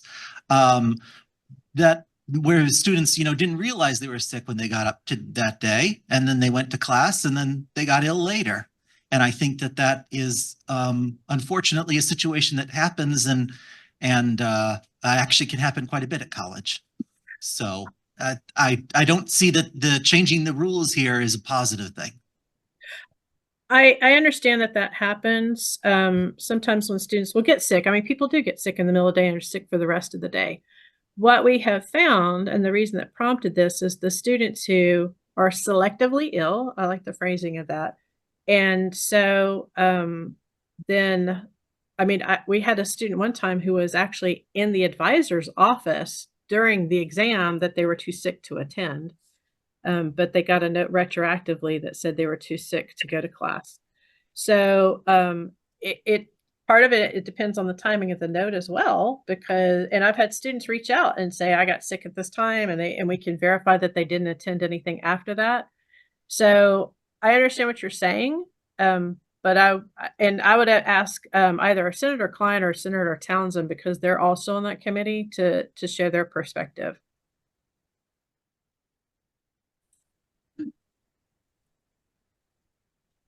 Senator Townsend? Am I not? Okay, now we have a mic. Go ahead, Okay, go ahead. so Senator Klein. So my perspective on this is that if you read it carefully, it says that they may be found in violation. We're not saying that every single instance this is going to happen. This just addresses the issue that Angie has seen, that other faculty have seen. It just gives some coverage to the fact that selectively attending classes is not okay.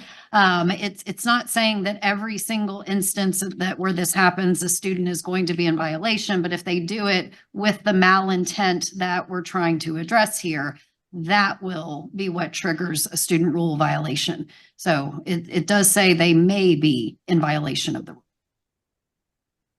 Senator Townsend?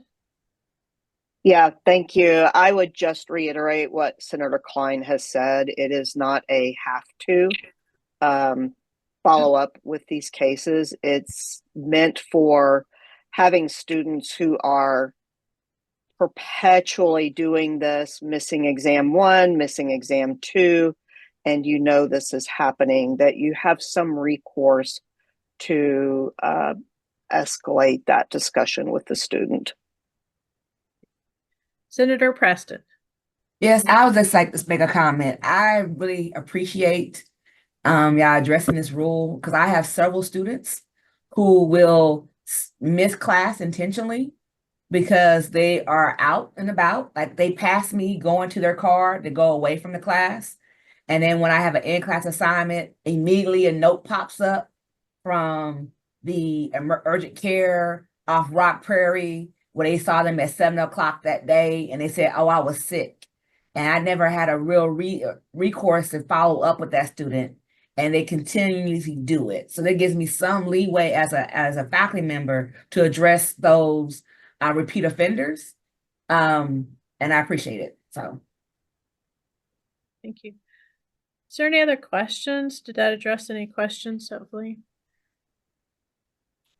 Okay, and I'm going to ask Speaker-elect Klein and Secretary Tarvin to help me count hands online. Would you please, if you vote to approve, please raise your hand. All in approval, raise your hand.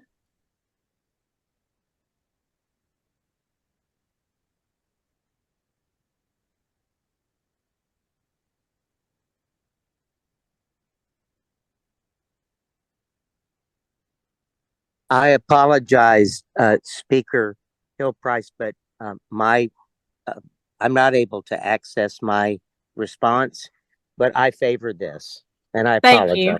Thank No, you. that's fine. We'll note that. Thank you very much. Keep those hands raised. Okay, and then recounting in the room also. We certainly have the majority in the room. Could please people put their hands up?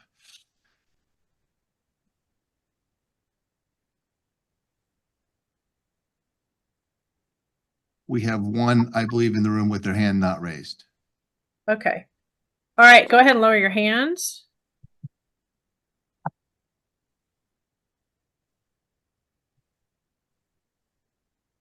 All those opposed, please raise your hand now if you do not support this.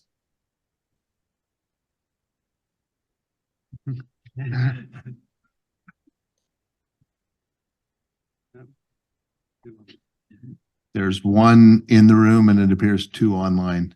Okay. Duly noted. All right. Thank you very much. The ayes have it. Thank you. All right. Sorry, I keep losing my script here to make sure I get all this stuff here. All right. Next is I'm going to call upon Secretary Tarvin to move approval of attachment D2. I move for attachment of D2. That's the proposed revisions to the A&M student rules 18.1.5 payments of fees and charges. Is there any discussion on this one? I see no movement towards the mics in the room. Okay, I don't see any hands online. All in favor, please raise your hand.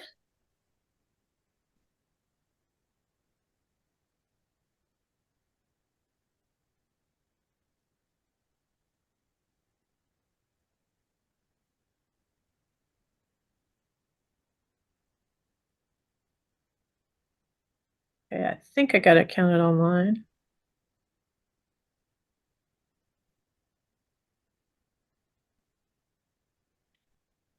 Thank you. All right, you may put your hands down. Any opposed, please raise your hand. No opposition in the room. Okay. And I have one opposition online. 2 opposition online. Okay. No, sorry, I lowered my hand. Oh, okay. 1 opposition online. That's fine. You're allowed to vote however you wish. All right, so that also is approved, and we'll go to the next item, which is attachment D3. Secretary Tarvin. I move for the attachment D3. That's our proposed change of Department of Foundational Sciences in Galveston. Any discussion?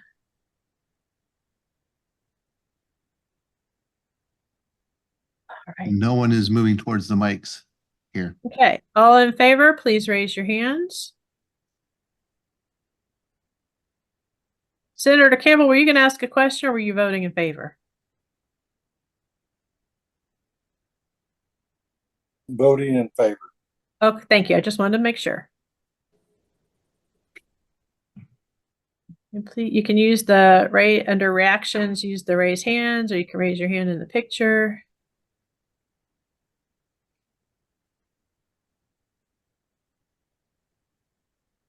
Right. All right, you may lower your hands. Any opposed?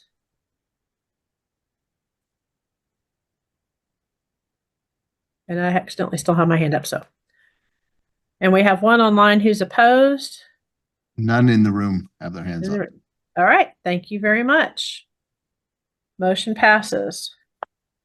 All right, so the next is an informational item, and I know it's late in the day, and I apologize, but thank you again so much for engaging on this incredibly important discussion, because I think this is a very pivotal moment potentially in our university history. It's certainly a sea change for anything we've ever done before in my 33 years on the faculty. Right now we have a proposed revision of the graduate faculty guidelines, and I do have a couple of people I've invited to address concerns or issues if anybody has any concerns. They're listed, and this is for informational items, so we won't be voting on them today.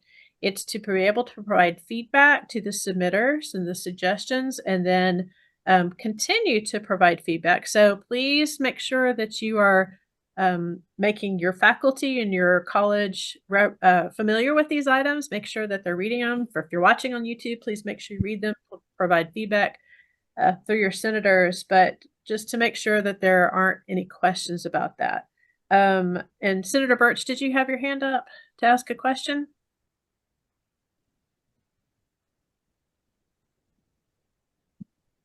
I will take that silence as a no. All right, does anybody have any questions or feedback on this? No one is moving towards the microphones.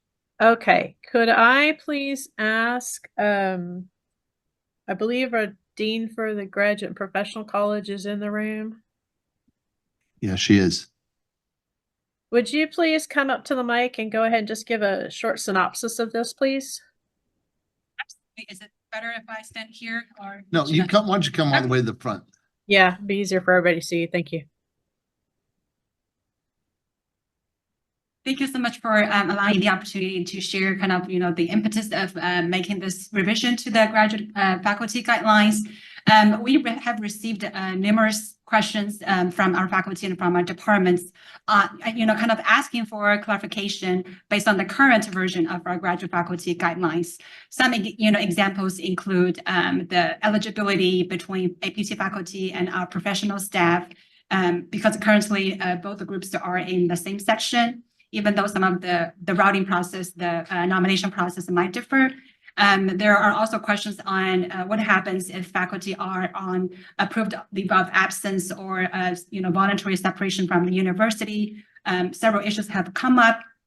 So I think that kind of triggered our review of the current guideline version. And then as we continue, reviewing and working on some of the suggested changes, we decided to actually do a more kind of thorough work of all the current languages and to reflect the all the academic realignments and also all the updates on from the 2020 version that I think that's currently we're reviewing on.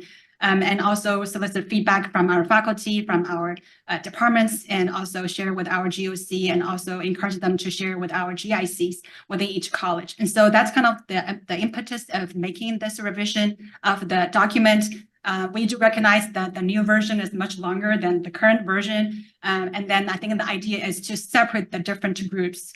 Right now, we have our tenure track faculty, which is section A, I believe. And then we have our APT faculty and the professional staff together. Even for, I think, the first section, we have our tenure track faculty and also APT faculty from TAMUQ. And so the reason it's longer is we separate into specific groups, and we have our tenure track faculty as one group, and then APT faculty in TAMUQ as a second group because of the difference in the routing system. And then the third group is our APT faculty here at A&M. And then the fourth group is our professional staff. And also we add a new category, kind of under that category, we added our part-time and temporary faculty. And that doesn't exist in the current version because that's kind of the new guideline of the faculty title from the faculty affairs. So that's another effort of making that alignment with some of the faculty titles that did not exist when we did the last revision back in 2020.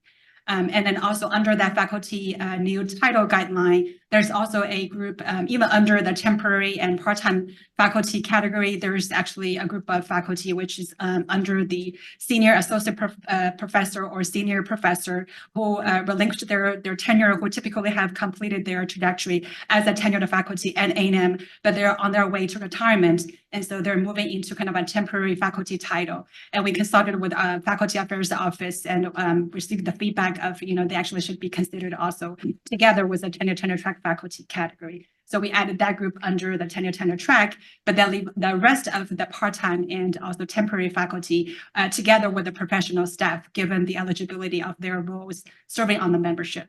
So that's kind of the impetus of trying to make it a separate section for easy reference. Currently, they're all kind of, combined together. Sometimes it causes some confusion. Sometimes it's hard to find the information. So even though it's longer, it's probably more targeted, and you can just go into one specific section and identify the information that you're looking for. We have also added some clarification on particularly when departments are making updates on removing faculty from the portal. There's a reminder that please look into any active committee member, which has become kind of, some of the concerning issues, because when faculty leave the university or retire, and then the faculty no longer serves on the student committee in that department, the department removed the faculty, but the faculty could also serve as, outside member for students in other departments. And so that has been the case that we are observing that students cannot, progress because the faculty is no longer in the system due to the removal. So just adding some languages on, please, also review the entire, committee membership, and there's a guideline on how you can pull that report in the portal for the departments to review before they make that decision to remove the faculty. So these are some of the clarifications that we're adding. So hopefully, it's for easy reference and for readability and for clarity, but happy to take feedback and questions from here. Thank you.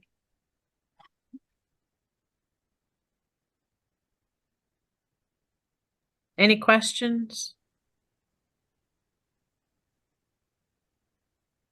Thank you very much. There probably will be some afterwards, but we'll make sure we collect those and get them. Happy to take. Thank you. We appreciate that very much. Thank you. All right. So next I will call upon the Speaker-elect Klein to take us into the Committee of the Whole. Thank you, Speaker Price. Does anyone have any items for Committee of the Whole today?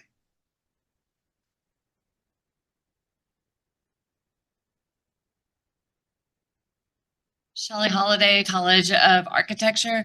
I have had about three faculty who have come to me since the beginning of the semester concerned about our custodial staff and that their hours have been cut. And I know they're not our employees, but they are here for us. So I don't know if anybody else has heard anything about custodial staff, but I was asked by my faculty to bring it up here at Faculty Senate. Thank you. We'll get it on our agenda. Katrina Laporte, College of Arts and Sciences.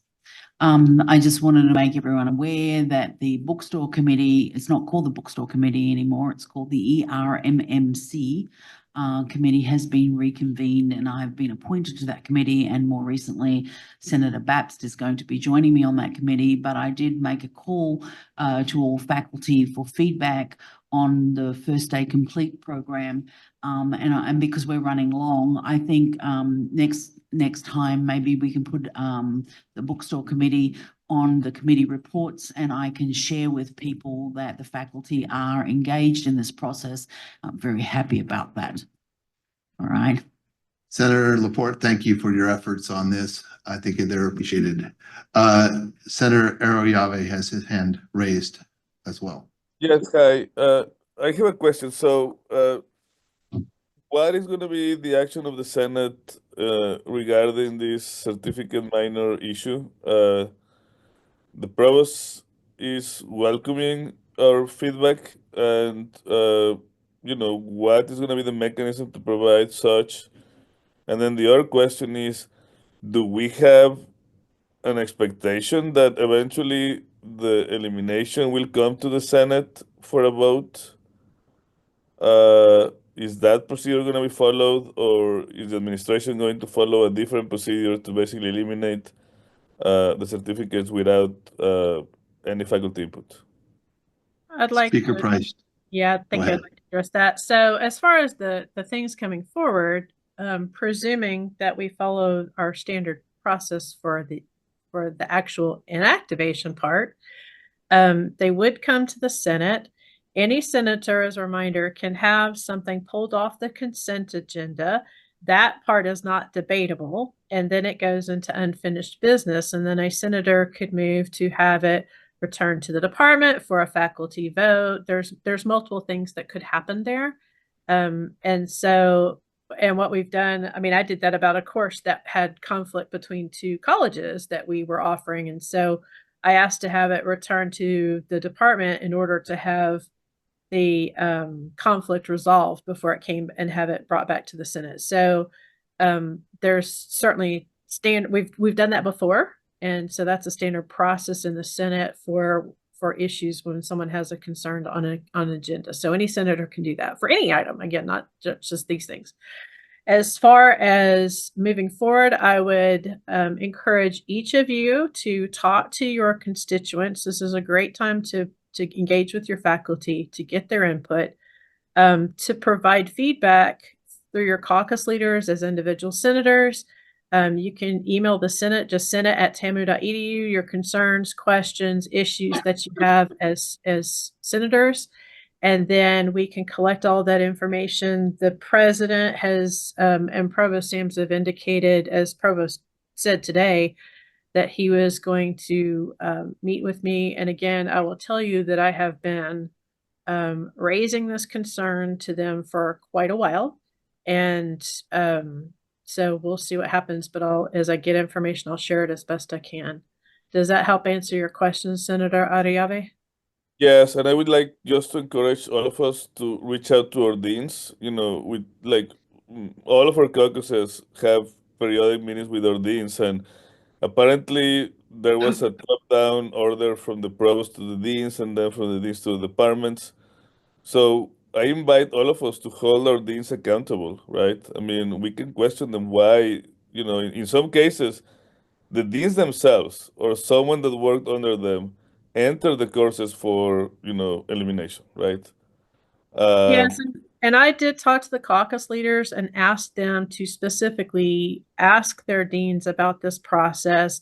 And so that's a great question to ask the deans. Did they support the process? Did they feel like they were opportunity to provide feedback because it's incredibly murky as to whether that happened or if the feedback was simply, here is the appeal that we have, if that was the engagement, which is not engaging in developing the process. We're talking about those are two very different things. So I agree with you that we should encourage our caucuses to meet with our deans and ask them specifically their support for this process and how it worked. I would just add, some of the caucuses already have had pretty good discussions with their deans over this issue. Senator Robinson is at the microphone. Hi, I'm Sally Robinson from the College of Arts and Sciences, and I just wanted to give you all an update on the LGBTQ minor inactivation.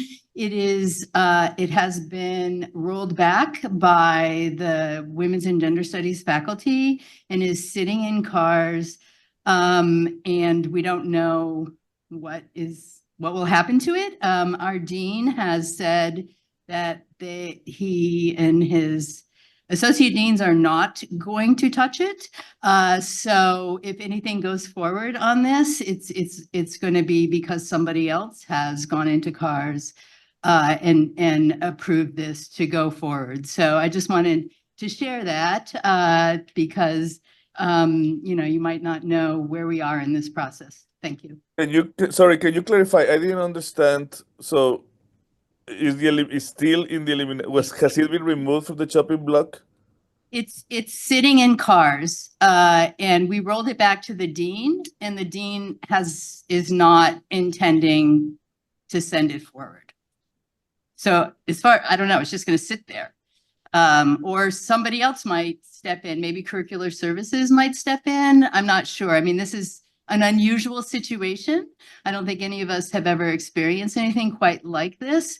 So, I'm just not sure what will happen now. But it's just, you can all go in and look and you can see our reasons for rolling it back. As far as I know, it's just going to sit there for the time being.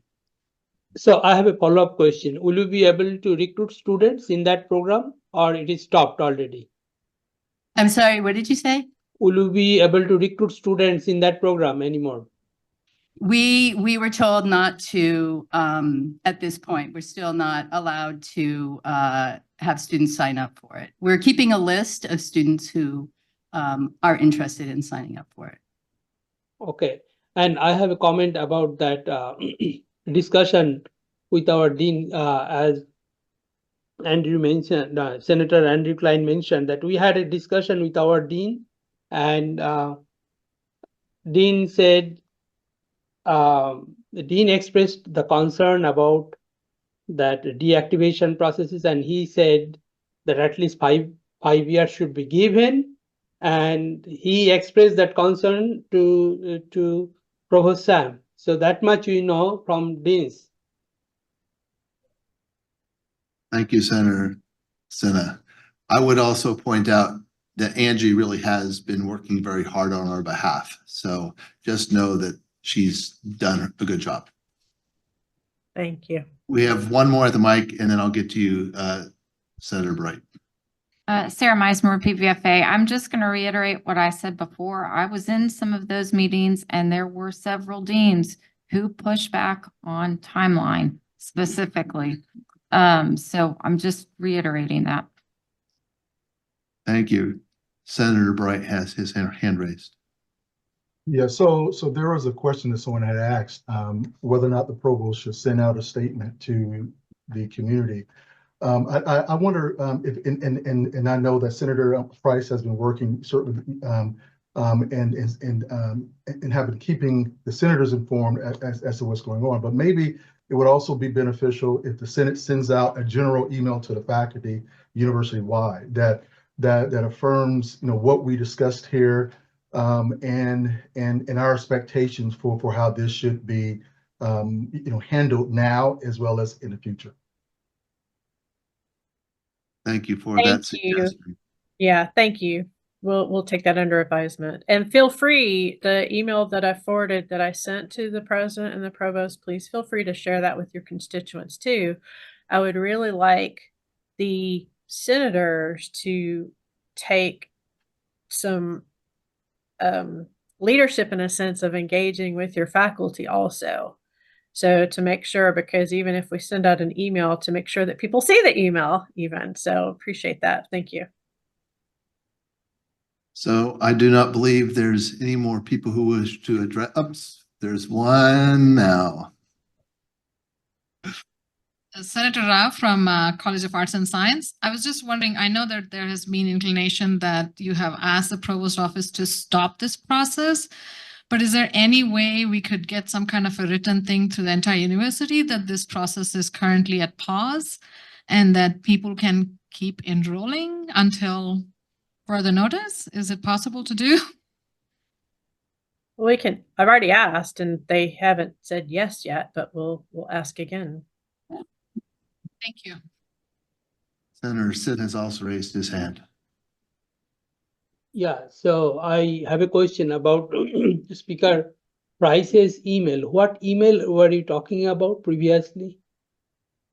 I have not received that email. I will double check and make sure it was distributed to all the senators. It was an email that I sent to the president and the provost, asking them to basically stop the process and let's have a conversation about a new process, which, by the way, again, we've never had before.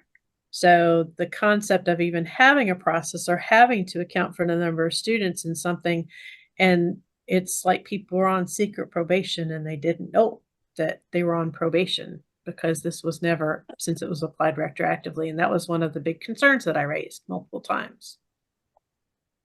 Thank you, Angie. And just be aware that was a reference to Animal House. We were all put on double secret probation. You can Google it. Are there any other comments, concerns for Committee of the Whole?